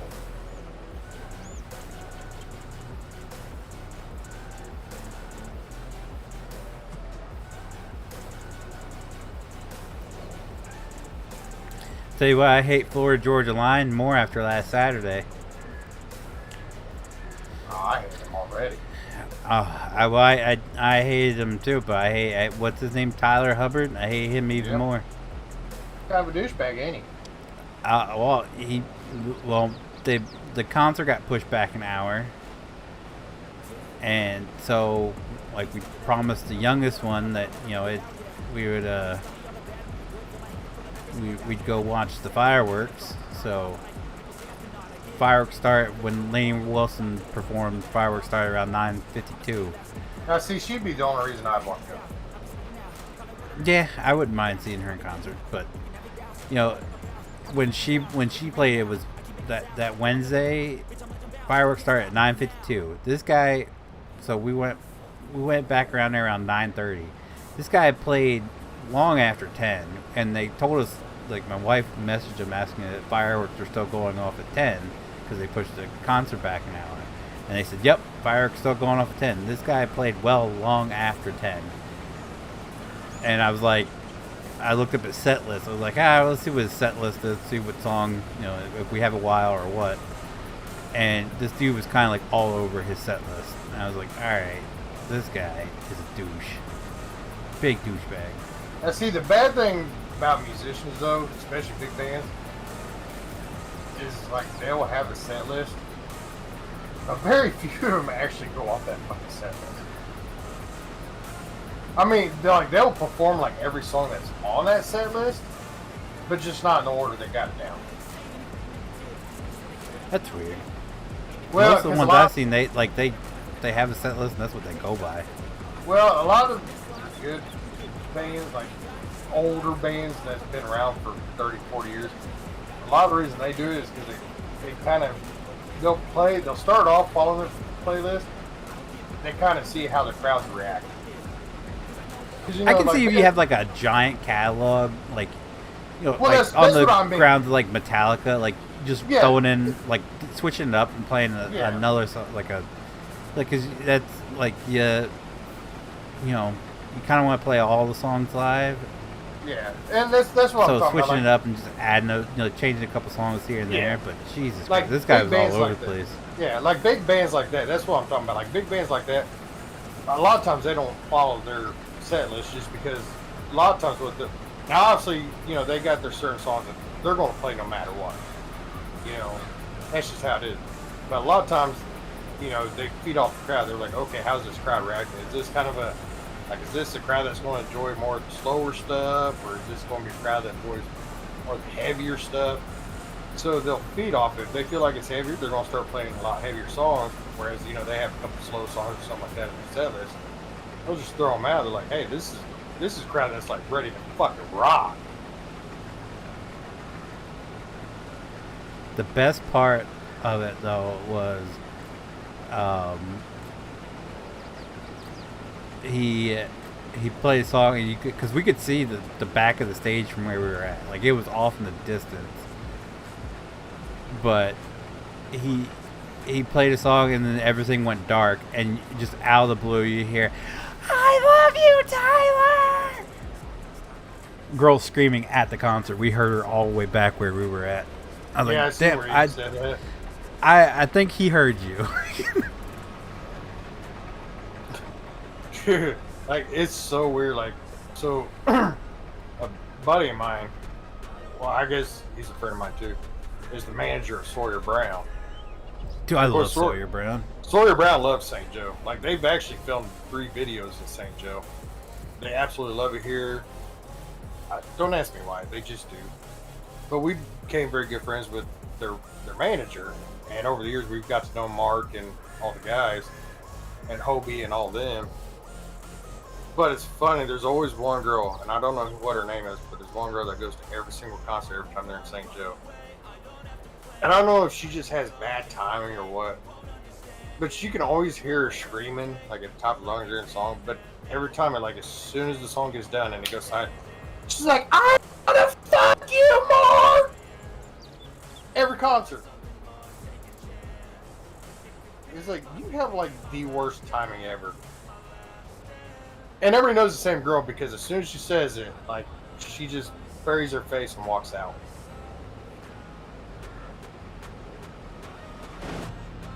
It's like, I figured you've been to enough concerts, you know how, like, these songs end. If you would time screaming that out a little bit earlier or a little bit later.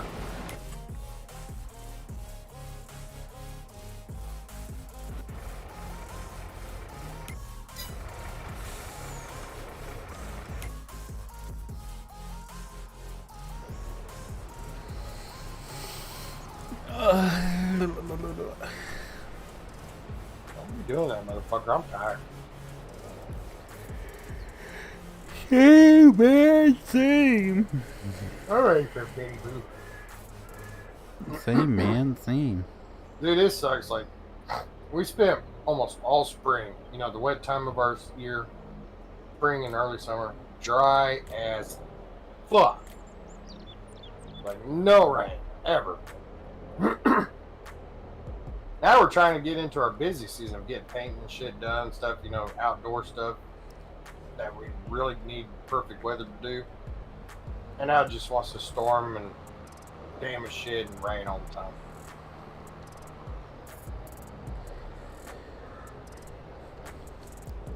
I'll be glad when they actually finish a goddamn project here in freaking Delaware. Jeez. The one road up in Dover, I swear they've been working on for the past 2 years. I don't know what they're trying to do, but it literally every time I go up there the past 2 years, they have all their equipment out there not doing a goddamn thing. So get this, we have a double-decker bridge downtown. The top deck of the double-decker last Friday, it was so fucking hot that the concrete shattered. Well, when it shattered, the concrete exploded. The concrete is actually separated the bridge. So you think, a bridge, especially a double-decker, 100 some odd feet up in the air above another deck that's below it, you might want to shut traffic down. Nope, not MoDOT. They're like silly gooses. We're going to keep letting people drive over. They let people drive over that separated bridge for a day and a half, and then they're like, oh, I guess we should probably shut that down. Yeah, don't mention the word bridge in Milford, which is like to the east of us. That's a sore subject. Oh, dude, it's a sore subject here. The city itself, like all the bridges inside that the city owns, they're replacing all these bridges. Well, it was supposed to be one bridge at a time. Well, like anything normal in St. Joe, that's not how that works. They'll put out a press release like, oh, this bridge is going to be started, and weather permitting, they're hoping to have it done by this time. Then this bridge will start. No, they started one bridge. It wasn't even a week later. They tore out 2 other bridges. It's like, yeah, that splitting those projects up worked out very well. Well, there's a drawbridge in Milford that a couple of years ago, a car hit it or something and damaged it to the point where they couldn't lift it anymore. And there's a business that relies on it because they bring them up the river there to work on boats and everything. Yeah. So they were complaining we need it fixed because you're literally killing our business every day it sits there not being worked on. So finally, they decided to work on it. What makes it even worse is it's the quickest way to get to the new hospital they just built. So without that bridge being in place, you have to go all the way up to Route 1 and then down, which can be a real freaking hassle. Not to mention you have to get onto Route 1, which sucks.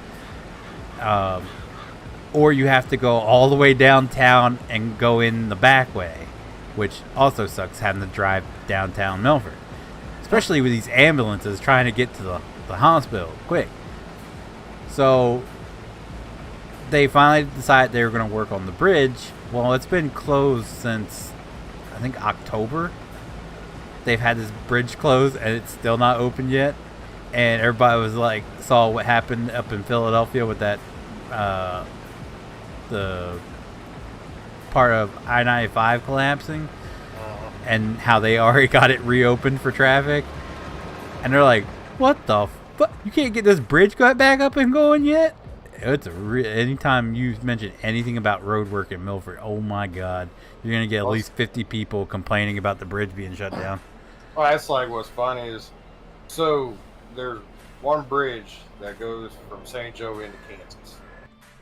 Now, the only way to get into Kansas is either go 20 miles south, through St. Joe,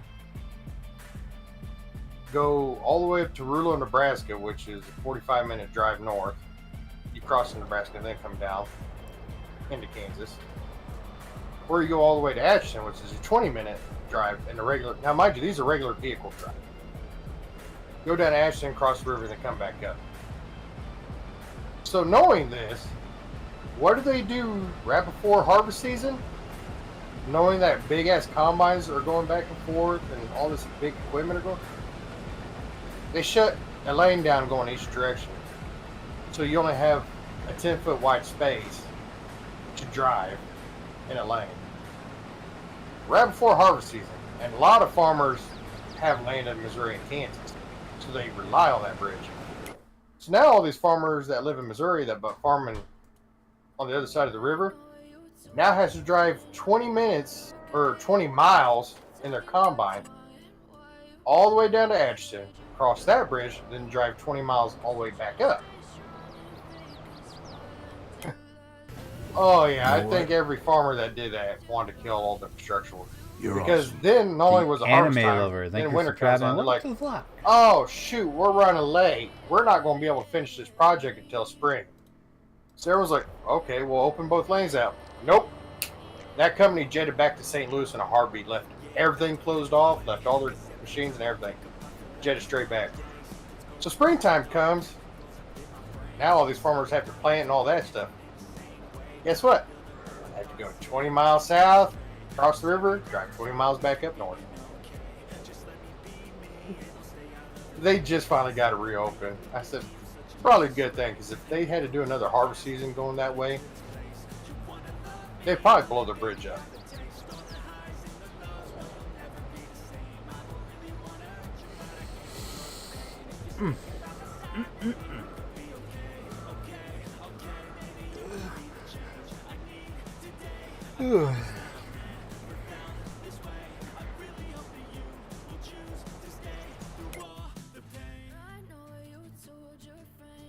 Oh, hey, what is this? Fast and the Furious 43? Can you believe that woman had the audacity to complain that there's too many Marvel movies? Well, I mean, here's the thing. At least people want to see the Marvel movie. Yeah. I mean, this is how bad Fast and the Furious is. Half of them aren't even coming out of theaters no more. The only reason it's any irrelevant is because they're dropping a shit ton of money to have people like The Rock and all them play in the movie. So they know people really hope he shows up tomorrow night. The Rock. Tomorrow night, SummerSlam. Oh, that's right. And with the actor strike, like, this is the time to build something up between him and Roman Reigns. Let's do it. Right now it's the Usos against Roman and Solo, ain't it? It's Jay versus Roman right now. How is it? I think that's on the But see, like, I haven't really paid a whole lot of attention to wrestling no more because I got bored with it. It's so predictable. So, you know, Sami Zayn and Kevin Owens, you know, Kevin Owens came in, got Sami Zayn out of the bloodline. Everybody knew that was going to happen. You know, they were still hated each other, but they respected each other. And then, you know, wrestled a couple matches together. Now they're best friends again. Now I see that they're split up again. They're not wrestling together no more. Don't want nothing to do with each other anymore. Who? Sami Zayn and Kevin Owens? They're still tag team champions. Oh, well, Kevin Owens is hurt. Oh, well, they were talking about WWE the other day, how Kevin Owens was tired of Sami Zayn, and Sami Zayn left Kevin Owens and left him by himself. I don't think. I just know Kevin Owens is like legit hurt. See, I like Kevin Owens. I don't know why people really don't like Kevin Owens. He's hilarious. I wasn't a huge fan of him when I first started rewatching it, but the more I watch of him, the more I think he's one of my favorite guys in WWE currently. Oh, I Like, like he is. Oh, He is hilarious. by the way, I was wrong. It wasn't $5 million Taylor Swift gave away. She gave away $55 million worth of bonuses. Ugh. She does it all for attention. You know it. Fuck, if I worked on a crew, I'm like, bitch, you need more attention. Oh, you gave me a $3 million bonus? Oh, thank you, Miss Swift.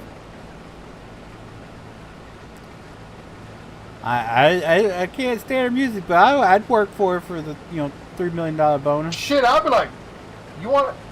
I tell you what, Miss Swift, if you want to give me $10 million, I'll pretend to be your boyfriend.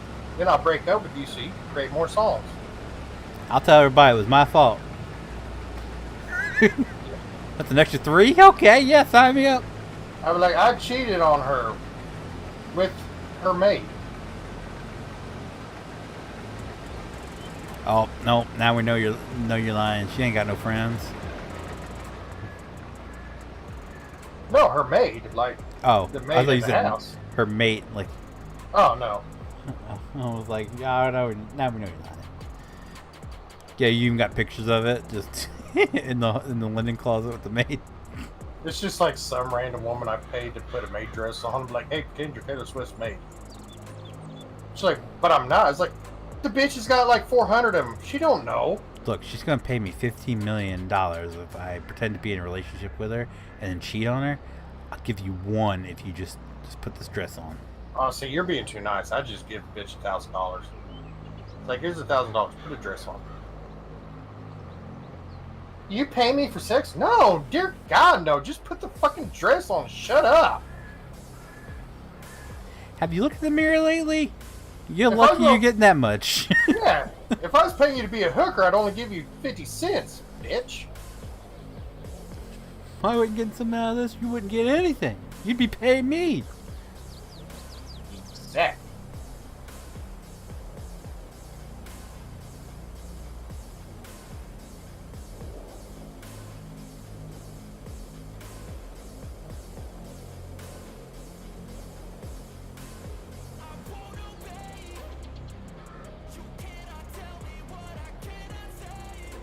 Bum, ba-da-dum, bum, bum, bum, bum, bum, ba-da-dum, bum.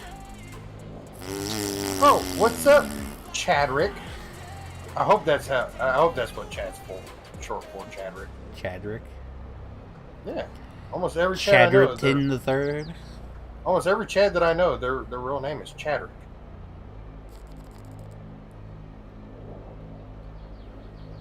I can't say I know anyone named Chad, to be 100% honest with you. If my name was Chadrick, I'd probably go with Rick instead of just Chad.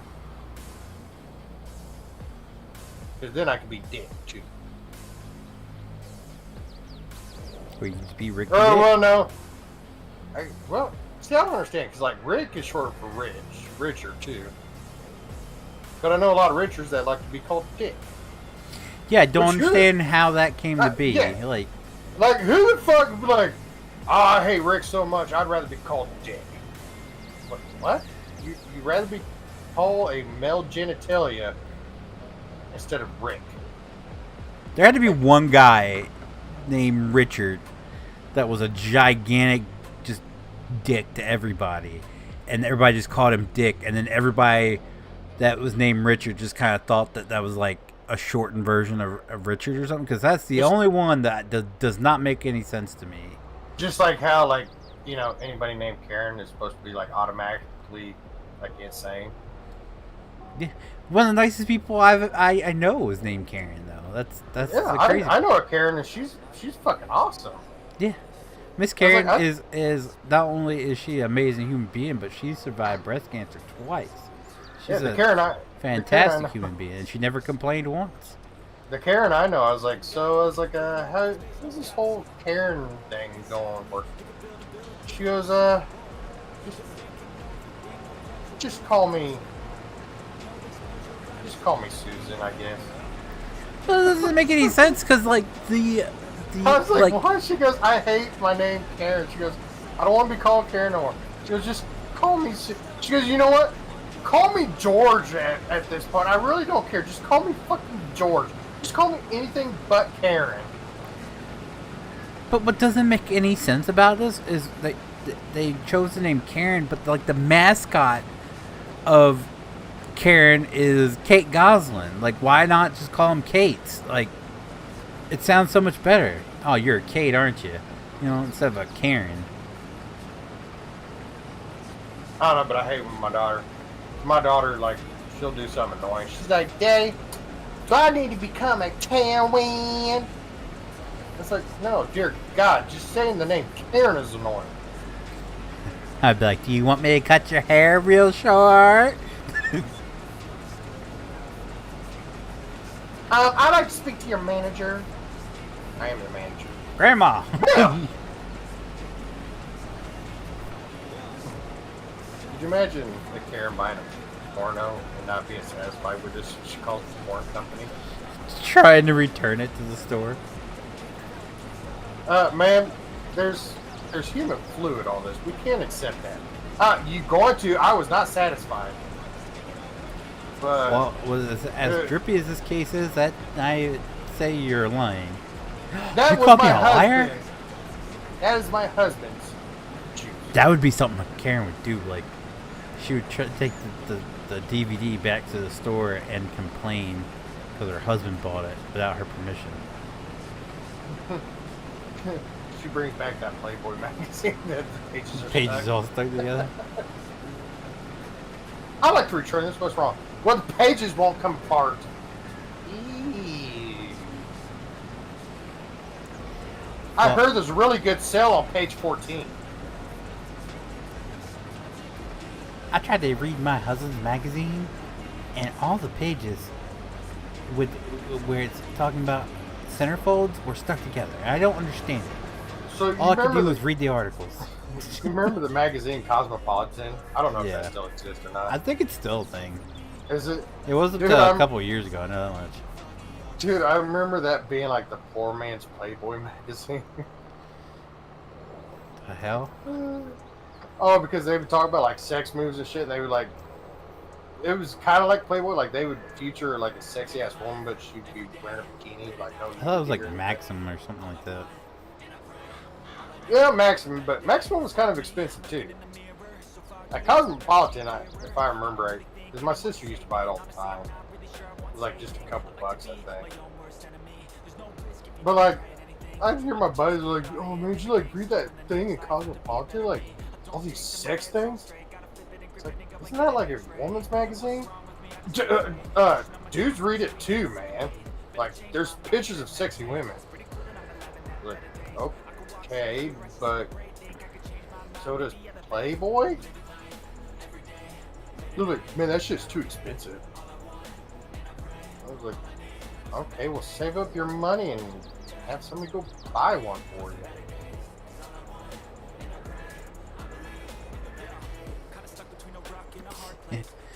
I made when I was 18, one of the buddies I hung out with all the time, he had a younger sister, two twin brothers, and then a younger brother that were all younger than him. and they all looked exactly alike except for the youngest one. The youngest one was the only one that looked any different. Like even the sister looked exactly like my buddy, just with a wig. It was real scary. And then the twins looked exactly like if they were a little bit shorter than him, but they looked exactly like him. It was so awkward. But the youngest one, he was like, I'm tired of getting the hand-me-downs. Like, everybody's hand-me-down magazines, all the pages stuck, all this little shit. He was going on. He was a trip. He was probably one of the funniest people I've ever met in my life. He was a trip. So we went into Rural Farms, and he was looking at the magazines. I told him, I said, you're going to get yourself in trouble. I said, if that woman behind the counter sees you, she's going to yell at you. He was like 13 at the time.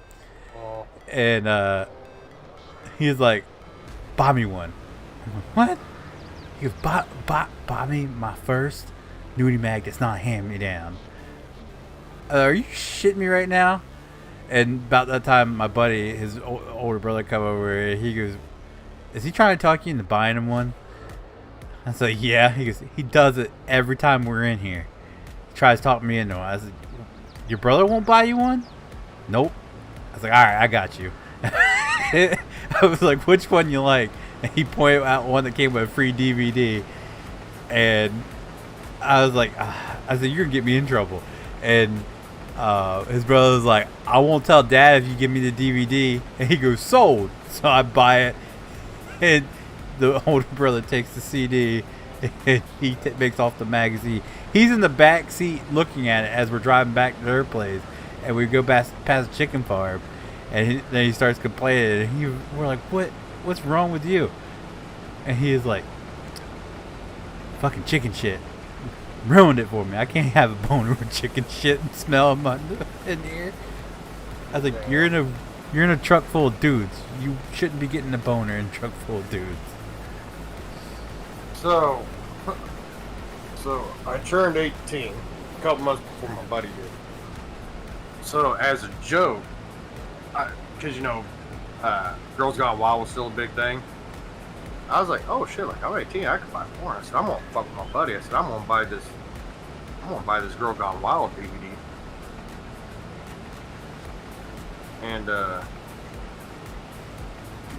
And send it to his house as a birthday gift. So I didn't know any different or anything like that. So I got online, ordered the Girls Gone Wild DVD, thinking, and it was like, oh, it comes with 3. I was like, okay, even better. I'll send 3. So I didn't know his address. I knew where he lived, but I didn't know his address. So I had it shipped here. I got it. So I went, wrapped it up, put it in this mailbox, said happy birthday. Didn't think nothing about it. Until a month later, I got 3 more DVDs. I was like, what? Did I know that when you buy them, it automatically puts you into their thing where you receive 3 DVDs every month, paid for it? So I called him up. I was like, hey, like I need to cancel this. Like this was just a one-time deal kind of thing. Like I don't need any more. Oh, okay, sir. Well, we'll cancel your subscription. I was like, okay, sweet. They charged me and sent me 3 DVDs every month for a year and a half. Like I could not understand. Like I can't explain anymore. Like cancel me. Like cancel my subscription. I don't want it. Oh, sir, we canceled your subscription. No, you haven't. I still get shit every fucking month, and you still charge me every fucking. Dude, at one time I had like triple copies of every Girls Gone Wild DVD known to man. I couldn't even give that shit away. Like I was telling people, like, dude, I will give you like all these DVDs for free. Nope, I don't want it. I was like, yep, I fucked up. Bad. I used to mess with my brother and my uncle. My brother had moved out and moved back in. My uncle had taken his old room, so they were sharing a room. And they each like had a huge porn addiction, so they each had their own collections.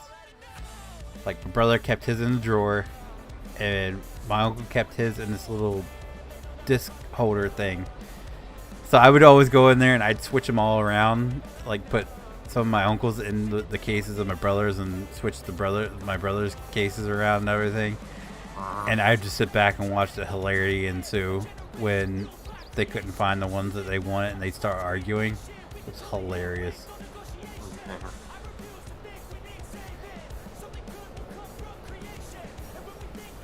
Yeah. So I was like, yep, I fucked up.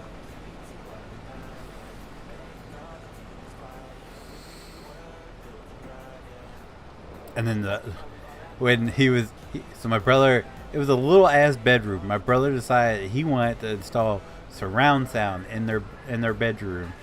So it was a buddy from high school, which fast forward to I worked at Walmart with. He actually had a giant crush on my wife before we started dating,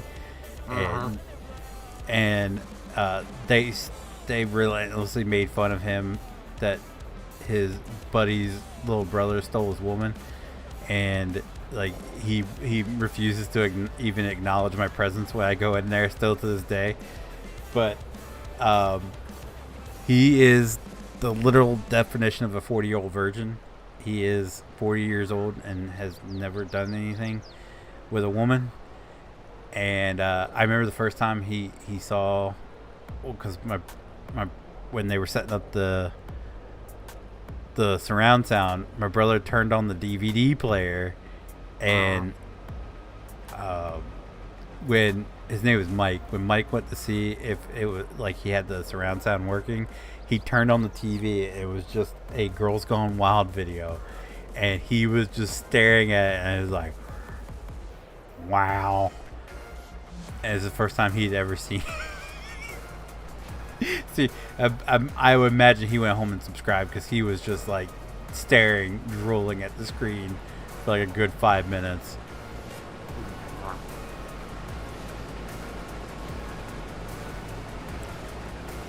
This guy he's same age as my brother, who's 11 years older than me. So he's currently 43. Still lives at home with his mom. Never left. His mom still drives him to work every day. It's really sad. Aww. It's what I imagine Brandon's gonna be. Dude, he's gonna live with his parents until the day they die. And he'll never. And the worst part is, Cockmouth is going to be worse than a 40-year-old virgin. That dude's going to be an 80-year-old virgin who has never been on a single date with a woman. the worst part is, like, he is like, from, I know more about the situation than I wanted to know, because his mom also worked at Walmart, was dating a guy from Sporting Goods, and they actually split up over it, because she cooks him dinner, she does all of his laundry, she cleans up the house after him, and he is, from what this guy was telling us, is a complete slob. Like, he will just like dump stuff on the floor and just leave it. And I believe it. And he was like, this guy, they were serious too. They had been dating for like a couple of years, and he was like, you gotta get him out of the house. You gotta start standing up for yourself and making him do stuff. And it got so bad that she ended up breaking up with him because of it. And I was like, damn, this woman can't even be happy because her son is such a disgusting slob that even like a guy who's actually done right by her, that actually wants nothing but the best for her, she breaks up with him because she doesn't want to kick her son out. Oh yeah, like I said, that's going to be Brandon.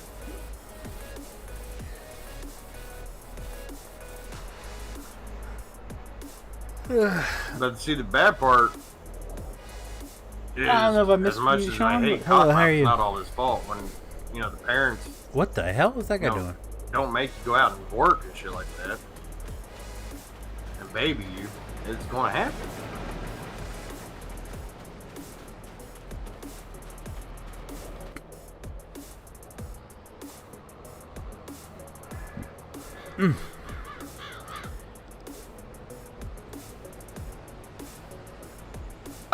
Ooh. excuse you.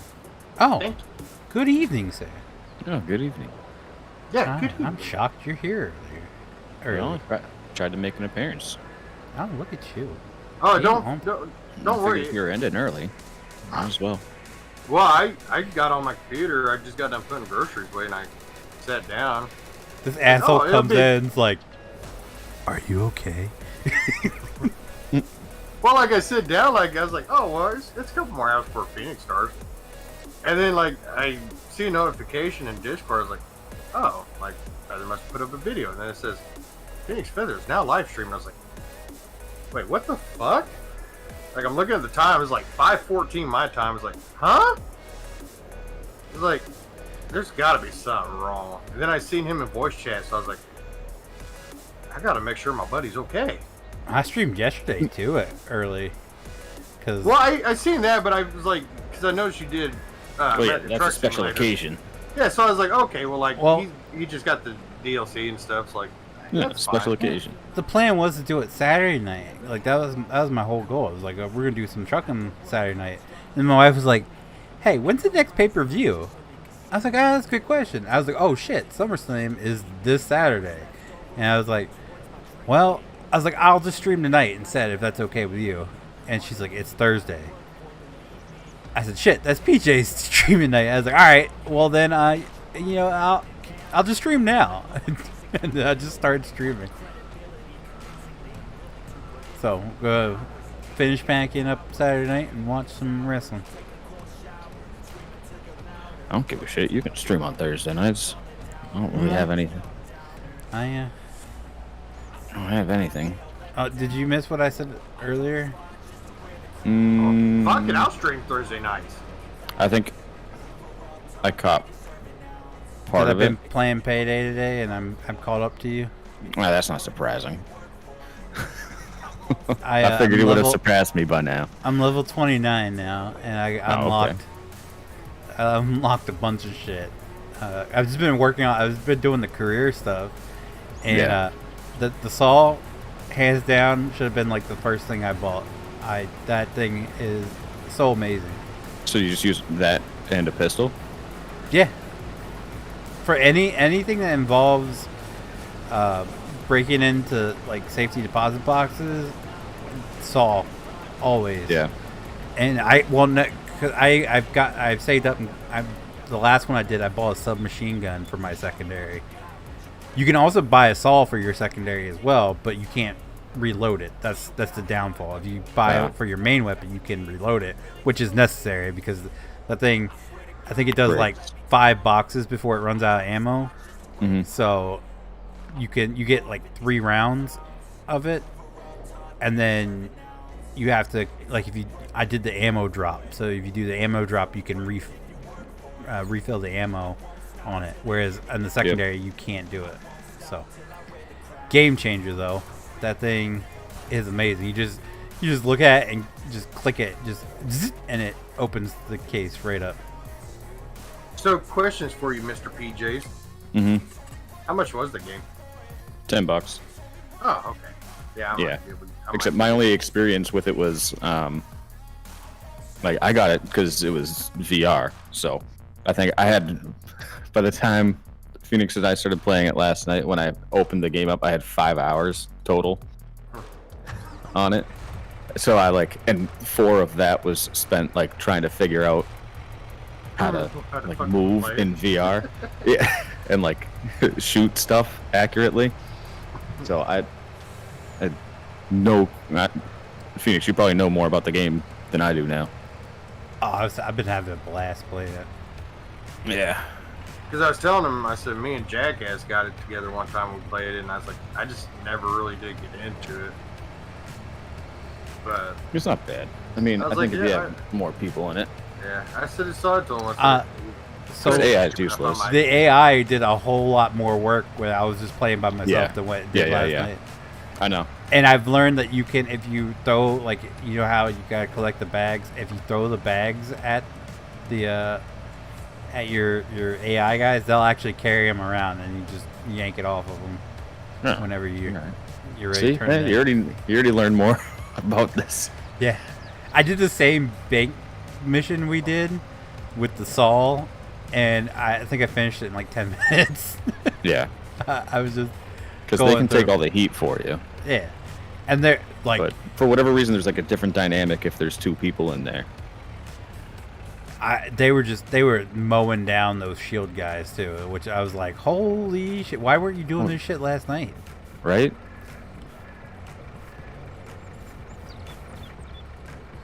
Because they'd be like, shield guy, I got the shield guy. I was like, nice. Yeah. So when we were playing, they would just let them stand there.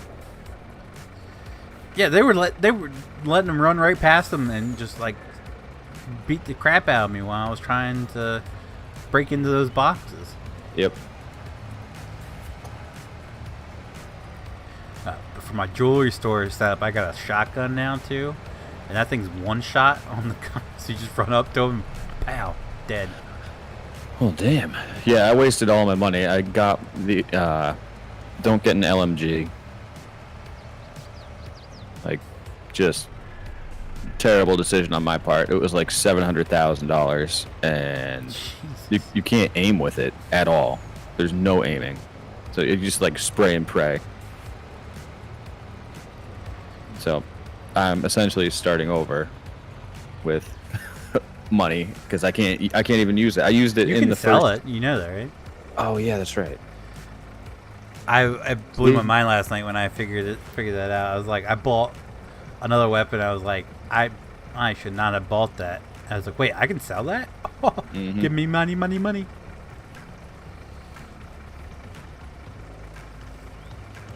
Yeah, I gotta do that. Yeah, no, that saw is like a must-have for anything. And like I was doing one where you have to, it's the armored trucks. Like you got to break into them. Oh, okay. They have the same thing, so I start the mission without the saw, and I saw that you have the boxes. I was like, restart, change the loadout. Yeah, before yesterday, the only levels that I'd done were like the basic jewelry store ones. Like in the career mode, that's like and the armored truck one, but it was just jewelry store ones. It's the only thing I've ever done. I've done 2 different banks, 2 different jewelry stores, and I'm at 2 of 3 of the armored vehicle ones. And then after I got 1 more armored vehicle one to do, and then I do a train heist. Choo choo, bitch. Wow. Choo choo, bitch. Word. Now you and your northeastern people are fucking weird about trains. You know what, it is the thing, because that Cody that's in Jesse's server is a rail fan. Like, he goes out and takes pictures of trains and stuff. I think he's from up in around PJ's neck of the woods. But you also gotta figure, there's a real strong reason why trains are such a fascination for me. I live in a railroad town. Literally, my town exists because of the railroad. So do I. And trust me, when you get stopped by 70 of them a day, you fucking learn to hate them. Extremely bad. I grew up watching. I used to actually live right across the street from the railroad tracks when I was a kid, and I grew up watching trains go by. So probably why I like trains so much. Yeah, we have 70 to 100 trains that come through town every day. And then we got one that runs right behind our building, like literally 5 feet behind our building. Every fucking day. Trust me, after that, doing that for going on almost 10 years, you'll be hating trains in a heartbeat.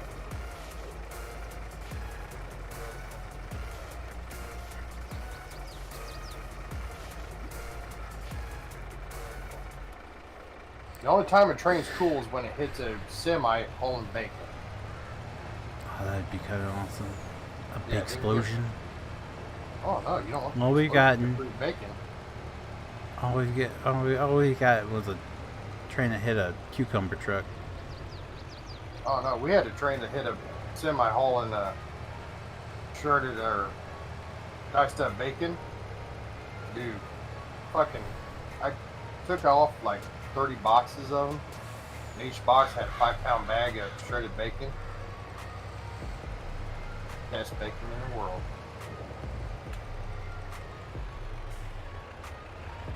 I didn't have to buy bacon for almost a year.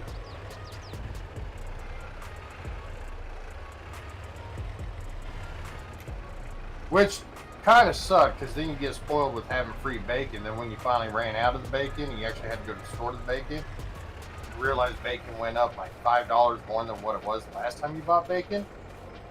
That kind of hurts. I was well, it was my dad and stepmom, except instead of bacon, it was toilet paper, because they worked when GE owned the plant, the box plant. They would have the trucks come in that had the defective, packs of napkins, paper towels, toilet paper, and they got literally so much because both of them could take it. So they literally had so much that I don't think they bought any toilet paper for like 5 years. And we had napkins for like, I'd say 6 or 7 years, because they just kept bringing over boxes of them. Never had to buy napkins, never had to buy paper towels. And then once they ran out of their stockpile, then they had to buy it again. They're like, this is some bullshit. So like it sucks because you get spoiled. Because like we have a pork processing plant, a slaughterhouse here in town. And so once they got that going, they built the bacon factory across the street. But so like after the cows get slaughtered, like once a year, they do this big sale for their employees where they could buy like cases of like pork chops or pork steak, ribs, blah, blah, blah, blah, whatever you basically wanted. They get it for dirt cheap. Which then they turn around and give it to whoever they want to give it to. So I had a couple buddies that worked there. Man, I get like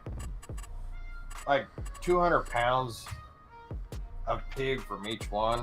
And then I get like 100 pounds of bacon. And like I said, it's all fine and dandy when you're getting it for free. But then you run out of that free shit and you have to go to the store and realize the price went up. You're like, fuck, this sucks. Like, hey, when's your sale? Oh, not for like another 3 months. Fuck!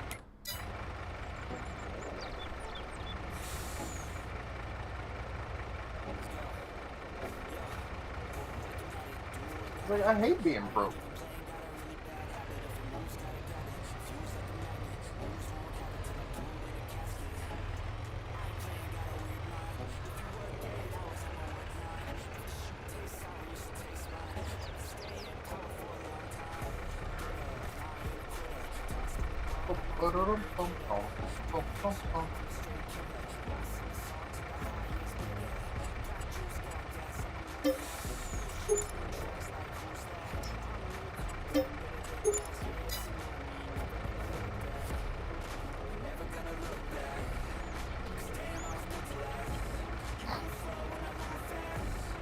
So, I didn't know this until like Walmart ads were popping up on my Facebook.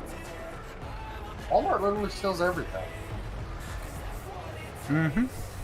Sell blueprints for houses. They sell caskets, sex toys. You name it, they sell it. Although I'm sorry, like if I buy a blueprints and a house kit from Walmart, I feel like 20 mile an hour wind would probably knock me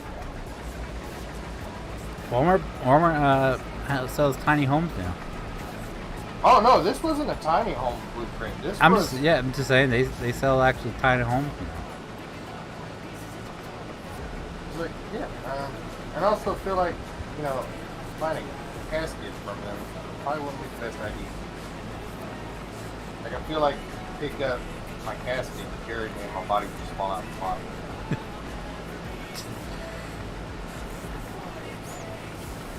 Just the pallbearers lifted up and you hear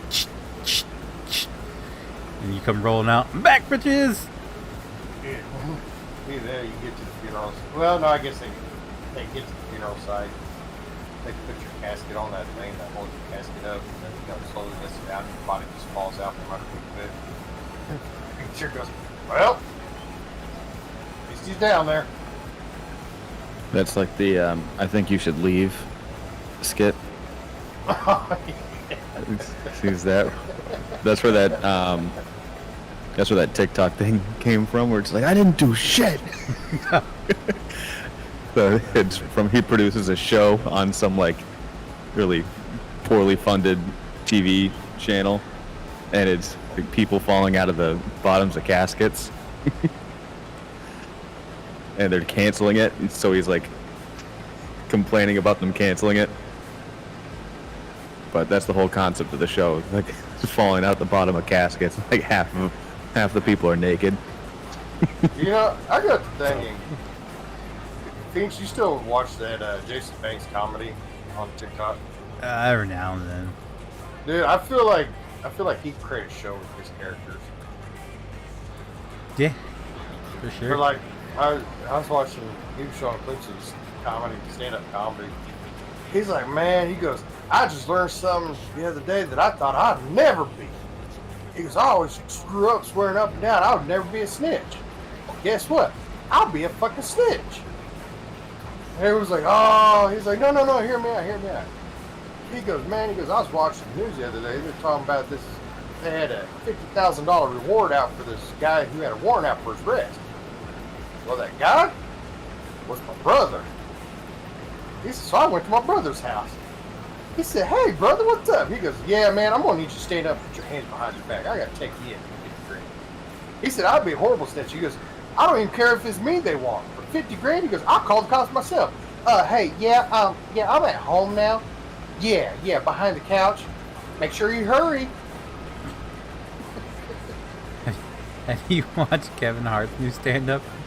Oh, God, yeah. Where he's like, my brother, he just went crazy. He was talking about how he wanted to get a dog, but he didn't know how he would be as a pet owner. He's like, you just pretend. His brother called him, said his imaginary dog was lost. He had to put flyers up around the neighborhood. You know how crazy you gotta be to lose an imaginary dog? Have you ever seen the interview between him and Rock? Where Rock's talking Anything about the with first time? the two of them is hilarious. Oh yeah, he was talking about the first time that he introduced Kevin to his mom. He's like, hey, you remember that? He goes, I think it was like at Jumanji 1's premiere or something like that. He goes, yeah. He goes, my mom was there. She loves Kevin Hart. She really wanted me. And I was like, hey, Kevin, you gotta come with my mom. And he said, I go stand by my mom. And he said, Kevin walks up. He goes, hey, DJ, which one's your mom? He goes, this one. He goes, oh, that fine, sexy-ass model? That's her, the sexy-ass model? And he's like, he's screaming it.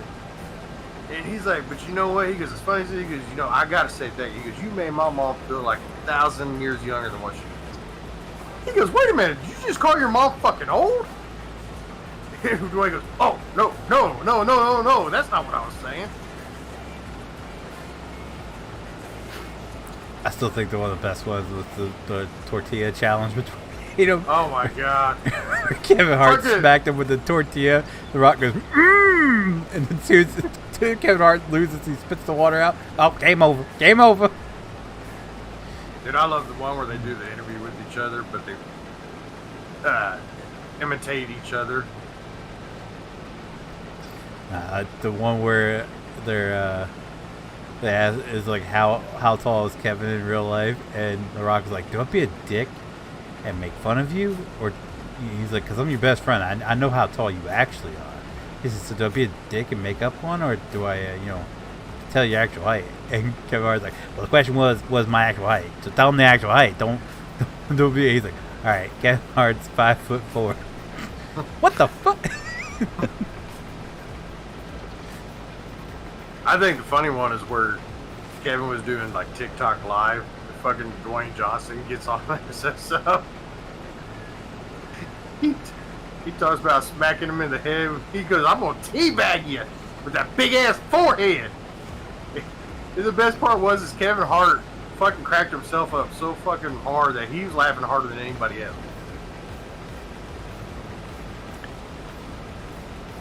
Did you see when Snoop Dogg pranked him when they were doing that Olympic show or whatever? The comes in, Snoop Dogg sitting there at the table and he's like all tired, and Kevin goes, what are you doing? Snoop Dogg's like, I was up all night. Kevin goes, man, you're getting too old for that. You can't be doing that. And Snoop Dogg goes, no, they gave me a binder I had to read through about the Olympics, and he's like, I spent up all night watching it. And they're like, all right, we're gonna start rolling. And Kevin Hart's like, wait, I ain't get no bind. Hold on, I didn't get no bind. Dude, like, have you actually like seen Kevin Hart? That dude is fucking ripped, like severely ripped. He the last time he was in Kansas City, they had like a 5K run marathon thing going on, and he ran that. One, smoked everybody in it, but then he ran back to the end of the line and ran with the last person in last place. And so then they were showing him like him working out, dude. For a little bitty dude, like that dude's hanging himself off the side of a pole, just hanging there, sideways. Well, I mean, he doesn't have a whole lot of weight to hold up. I'm pretty Plus, sure if you're that he's small- learned a thing or two from The Rock. Yeah. Plus, I mean, if you're that small, you kind of have to be. Man, you train shape. like an Oompa Loompa. You mean a magical creature? Oh, sorry. A not normal sized person. Oh shit, I guess that could go either way. Damn, how do you say that without getting in trouble anymore?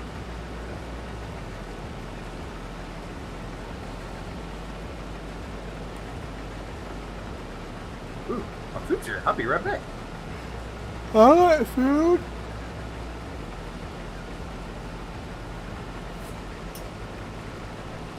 Oh man.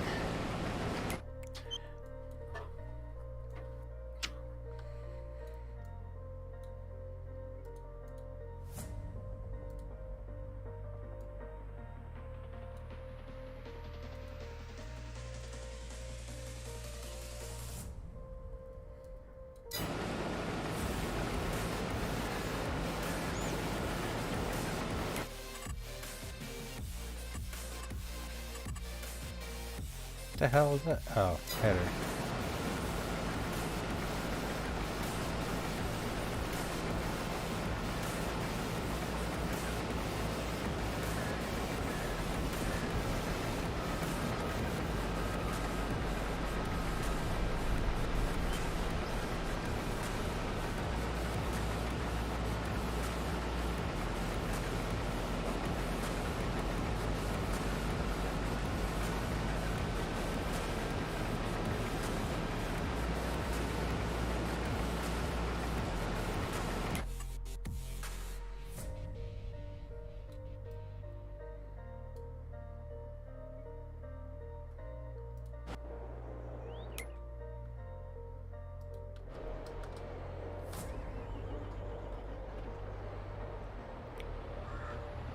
Oh, I missed that. Oh, dang it. Alright.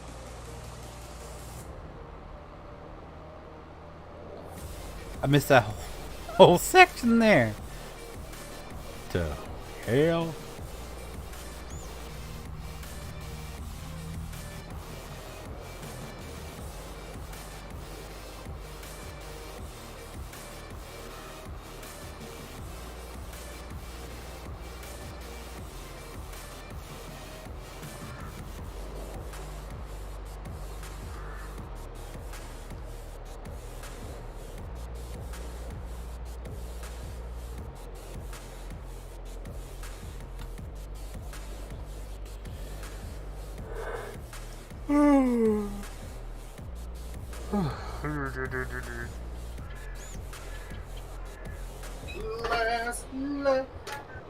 No problem. We let the liquor talk. I can't remember everything we Yeah, but he said it all. What'd you get for food? Fucking DoorDash some McDonald's. Nice. Dude, that's highway robbery. What? DoorDash. Oh yeah, they all are. The prices that they charge you for the actual food's higher than what they are at the restaurant. Yep. And then you have to pay the delivery fee Mm. and a Well, tip. It depends. Like McDonald's is close enough here; they don't really charge a delivery fee.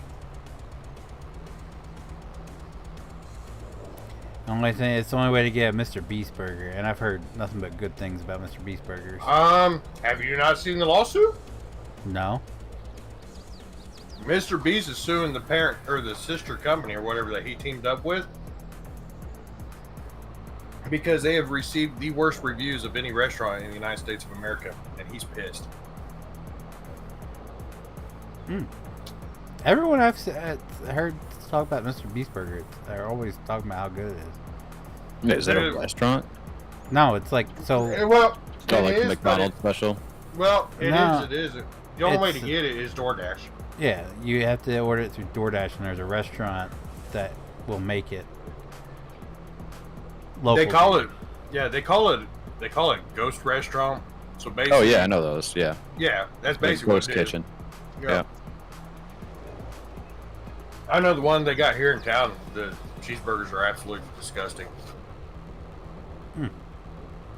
Yeah, I ordered wings from a Ghost Kitchen one time, and it was nasty. And it's like, how do you screw up wings? Well, like it doesn't even like the pictures, which obviously pictures and stuff they're basically made up to look perfect. Yeah, But for the most part, most of your sandwiches, your food is going to somewhat at least resemble like the picture. yeah, Not even close. Like, you look like you're getting a decent hamburger from Mr. Beast, then you get it, and it's like you got it out of the freezer section at an Aldi's or a Dollar General. And the worst part is, so like a regular cheeseburger is like $12 by itself, and then it's like something that tastes like it should have cost 50 cents at a Dollar General. I'm all on board the Five Guys burgers. They're just expensive as shit. Five Guys, they are expensive, but I will give them credit. If you leave Five Guys burgers hungry, you a fat motherfucker. Yeah, no kidding. The burgers fill in enough, and then you get like a small Unlimited fries. So my dad had never been there. They went the first time they seen a Five Guys was down when they went down to North Carolina. So they were all kind of craving a burger. It's my dad, my stepmom, my aunt, and my uncle.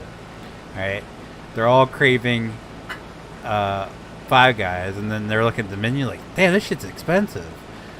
And they all ordered a burger and a large fry. And when they ordered them, the woman behind the counter looked and said, "Y'all must really like fries," and they didn't understand. And then they got their bags, and they're like, "Jesus Christ!" They said they ate on those fries for the next week. Like they would chop them up and have them for like home fries in the morning with breakfast. It's like, good lord! They're like, we didn't waste any of those. We ate them all. I was like, yeah, we get like a small fry between me and the missus, and it's plenty enough for both of us to share. So you guys are from the East Coast, so I'm sure you guys have like tons of these out there. You guys got Jersey Mike subs? Yeah. I haven't tried Is it it? though. not me either. You neither one? They're building one. Well, not really. They're remodeling an old Pie Five pizza, but they're turning it into Jersey Mike's. I've never been to one, so I didn't know if it was any good. They're popping up like crazy around here. Yeah, yeah. Like instead of Subway or like Jimmy John's or whatever, Fuck Jimmy It's- John's. Jersey Mike's. We don't really have. There's one in Boston that I know of across from the Garden, but other than that, I don't think I've seen a Jimmy John's. Oh, There's one in Easton over in Maryland. That's the only one I know of. I know they're getting rid of like Quiznos is closing left and right. You guys still have Quiznos? Ours went out of business Yeah. like over a decade ago. Yeah, we still got Quiznos. I like Quiznos. Yeah, because they opened when they built the new Walmart, which was in 2000. Yeah, their Thanksgiving sub. Oh yeah. You're just got a thing for Thanksgiving subs, man. No, that's the one I was telling you about. I think that's the Thanksgiving. You were telling sub me from the one from Quiznos. Wawa is the one you like. Well, yeah, that too. But like the Quiznos one, that's Yeah, that too. the I think you have Quiznos a one when I Thanksgiving worked fetish, in man. It's the stuff. when I worked in New Hampshire. Like there was only like 2 places around my work that you could get food, and one of them was Quiznos, like within a 10-minute drive. And like every day at lunch, I would just like run out. I'd order it online, get there, pick it up, sit in the parking lot, and just pound a Thanksgiving sub like every day. So good, and never got sick of it. The irony is when Thanksgiving came around, he didn't want to touch that sub. It's true. Well, no, ironically, I spent like the first half of my life not liking stuffing because I didn't know what it was. Same. 100% Yeah. same. Like I didn't No, it's try just that until like a freaking love couple it. of years ago, and now I didn't try until I was like 21. Yeah, me too. And it's like, what have I been doing my whole life? Well, Aside like, from like not getting well, no see, beef. like, what's weird, it like, doesn't when I- look appetizing. Let's just It put doesn't. it that No, way. no. It just looks Well, like soggy bread. It looked like someone blew chunks. No, Yeah. see, to me, like when I was young, I thought it was like cubed up cardboard or something. Like Yeah. the texture was you touch, you're like, ew, like that. It just feels like moist, Yeah, cubed up cardboard. Yeah, or definitely something. didn't. it's got know like a what it was. spongy feel to it. It's like, Yeah. And then Now I I'm ate, all aboard the stuffing train, then I especially ate, the Yeah, choo-choo. cornbread stuffing. Oh, yeah. So then I got drunk one time, like when I turned 21, and accidentally ate stuffing on accident. I was like, oh my god, what the fuck is this shit? Like this is the best thing I've ever had in my life. They're like, that's stuffing, stupid. It's like, no, like that shit looks disgusting. Like I've seen puke look more appetizing than that. They're like, no, that's stuffing. I was like, holy shit, like what the fuck have I been missing? I was a very, very, and I mean very picky eater before me and my wife got together, and she's encouraged me to try new things. So I try whatever she's like, you should try this. And I'm like, all right, I'll try it. And it's expanded what I eat. Even my dad's like, because I told my dad, like, we went to Cheddar's, and I was like, my favorite thing there was the green beans. You should have seen his eyes; they about popped out of his head. He's like, "You eat green beans?" Yep. Dude, I love Cheddar's, but our Cheddar's is so fucking packed all the time. It's like Olive Garden. Yep. Like, even to order food, they're like, well, it'd be a couple hours before we get it to you because we're busy. Like, I give up. Like, I'm one of them impatient people, especially when it comes to getting food. Like, I want it fast. So I'm like, go in a restaurant, they're like, oh, it'll be a 30-minute wait. Nope, we're going somewhere else. They do the same thing. Unless I plan for it, like knowing that it's going to be a wait, but most of the time that's not the case. And like See, I I don't- 20 minutes is my max. Once I'm sitting, I don't mind waiting for my food because Oh give well, you yeah. Once you're bread and stuff, seated, then you- yeah, sure. yeah, they'll give you bread and stuff, and then like you can fill yourself up in bread and just take your dinner home and throw it in the air fryer, Yeah. and it's like No, I'm talking about like midnight waiting snack. for a seat. yeah, no, Yeah, if that's it's, what I'm talking if it's about. waiting for a seat. I thought you meant like waiting once you're No. like, at the table. No, yeah, no. If there's a long line out of a building, when I get there, I'm like, nope, we'll go over here. But, like, I always feel bad, like, in Texas Roadhouse. Because there's been times where you'll see, like, 30, 40 people sitting outside. You're like, oh, Yeah. fuck. So I go Yep. in, it's like, table for two. They're like, oh, well, that should only be about 5 minutes. Here you go. Like, there's like 40 people. Oh, they're one big party. So now you got to sit outside because the whole inside is full. Your little thing comes off. JT, party of two. You walk in and like now you got 40 people just staring at you. Yeah. Like, you cocksucker. You were here after us and you're getting a table. See, if I go to a place like that for dinner, I always make reservations. Yeah. So I roll up there at my time and be like, yeah, party or table for two. Like, yeah, it's right this way. Look at 'em, peasants. You should have made reservations. Yeah, I do that whenever possible. If a place has reservations, I will make reservations, Yep. no matter where it is. Or Matter how of many fact, people. the last time we went down to Tennessee, my wife really wanted to try this place called the Peddler, and this place, like, as soon as like they start taking reservations a week ahead of time, and they said if you are not putting your reservations, if you show up there, you may not get to eat. So I knew what days we were going down there. A week before we went down there, I put in reservations online, and I showed up. We got there about an hour before they opened, and luckily enough, we got a parking spot, and we ended up going in, and this place was packed. I mean, the whole thing was full of people. There had to be at least like 200 people squeezed into this tiny little lobby. Like, holy shit. And they're like, did you make reservations? I was like, sure enough did. And I told them my name, and they're like, yep, you're number 2. I was like, fuck yeah. So, I made a mistake one time with Texas Roadhouse. But Hey, sorry to interrupt, but they're so packed that literally at what the opening time, every single wait staff they have and cook is lined up down the aisle. damn. And they call out a number, you come up, and they take you to the table. Like, they are just that's how bad it is. Damn good food though. Oh yeah. Well, that's the thing. Like, you gotta wait like that. You know, it's gonna be good.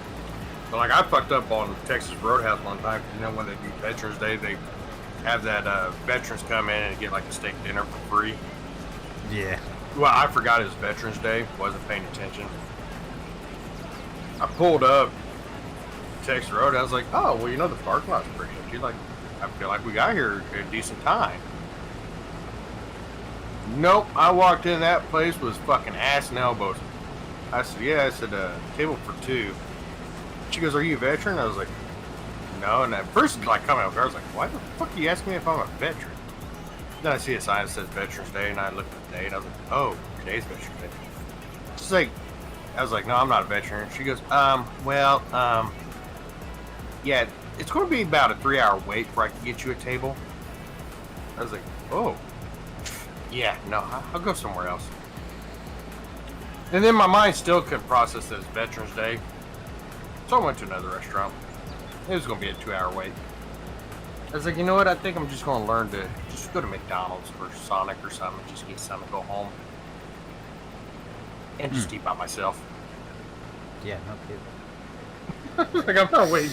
I was like, you'd be as stupid to sit there and wait for 3 hours. But there's some that's not dedicated worth people it. that will do that shit. I mean, Texas Roadhouse is good, but I don't know. Not that Not good. 3 Not hour 3 hours wait. good. No. No, which like I can never understand the fascination with like any time, like regardless of the time, like I guess any time after 12, like there are always people standing outside of Olive Garden. Mm-hmm. Always. Like I've failed to go past an Olive Garden and not see the parking lot packed and people waiting outside, and it's like, what? Like, why? Like I get it. Like the rolls are good. It's the unlimited soup and breadsticks. Yeah. Soup and salad. But like, I don't know. There's better Italian restaurants out there. Yeah, like I don't. I don't. See, I've like never been St. to Joe's one. weird. Like St. Joe's weird. Like if you didn't know any better, you'd think nobody in this town works. Like ever. There's times where our traffic is worse than Kansas City. But so like Texas Roadhouse don't open up until 4 during the weekdays here. There will seriously be a line starting at 2:30 in the afternoon. It's like you do realize they don't open until 4. Oh yeah, but we just want to make sure we for sure got a table. And I kid you not, by 4 o'clock, that parking lot is full, and there's probably 60, 70 people sitting outside of it. Yeah, I don't think there's any restaurant that I like enough to wait for more than like at most like 45 minutes. And that's if I agree It's with like that. I'd rather inconvenience myself by having dinner at 4:30 than Yeah. to wait. Like I'm with you on that. Like if it's something that really been wanting for a long time, been craving, like say like a restaurant down in Kansas City that we don't have. Okay, I'll wait the 45 minutes. Like that's kind of the most. If it goes past that, I'm like, you know what? I'll just come down. I'm gonna come back some other day. Yeah, like I'm not gonna wait. It's like, you know what? I'm gonna like not have lunch at my normal lunchtime, and I will go eat at like 3 o'clock because like who's gonna have lunch at 3 o'clock? Oh yeah, see, like we have a Cajun restaurant up here, and it's good. But they got one down in Kansas City called Jazz that would blow this one out of the water. And so, and that's what I tell people is like, because every time I go down to Kansas City, I tell them, it's like, man, I'm going to Jazz. Like that's all there is to it. Well, Jazz, I don't know if you've ever been to New Orleans. No. Okay, well, they're big on hospitality, so getting yeah. food out to you is not like their main priority. It's all about you sitting down, relaxing, enjoying yourself. So getting your water, getting your food and stuff takes a very long time. And at first I thought like the service at Jazz was just horrible until I went down to New Orleans and realized, no, that's just how like New Orleans is. Like down in that part of the country, they're all about sitting down talking and bullshitting while the food's cooking kind of deal.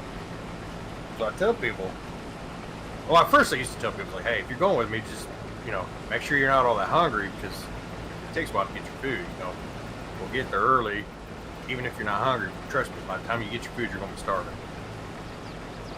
Then I started realizing it's a lot of fun if you don't tell people that and they starve themselves on the way down there. Lord. And you go to the restaurant, and then you wait another hour. I would fucking murder you. Yeah, especially if like as soon as they sat us down with a afterward, steak like, knife, you just- it'd go right in your jugular. yeah. Well, especially if like 3/4 of the way of like waiting for your food, you're like, oh yeah, like this is the norm. Forgot to tell you. Oh, I'm gonna slash your tires. I can see PJ's right now. Excuse me, I gotta go to the bathroom real fast. Damn. Was that PJ's? You look out the window, you see him I with a left my steak phone knife. in the car. So you just hear this motherfucker. It's like everybody comes running out. It's just PJ just stabbing the shit out of your tire. Yep. I will Uber my way home. Just key your car. I dug my key into. Pretty much. It's like, what did he write? Don't fuck with me when I am starving. Yeah, like I'm hangry. Yeah. 2 hours Feed me. for food is bullshit. Yeah. But that's the normal. You could have fucking told us. That's not normal anywhere. It's like we Bunch of could have stopped psychopaths at here. We could have stopped at Casey's and got a slice of pizza first. Could have gone to Wawa. Got a Thanksgiving sub. Tied me over. I would enjoy it 10 times more than this food. I see PJ's like, hey man, there's this Cajun restaurant. It takes a while to get your food. Let's stop by Wawa's and get a Thanksgiving turkey.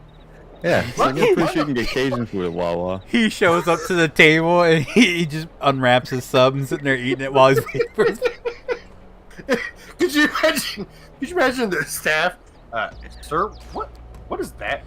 Oh, have you not What do you think tried it this? is? It's a fucking Thanksgiving sub from fucking Wawa, you dumbass. Well, ma'am, let me introduce you to the greatest thing ever made. It's called a Thanksgiving sub.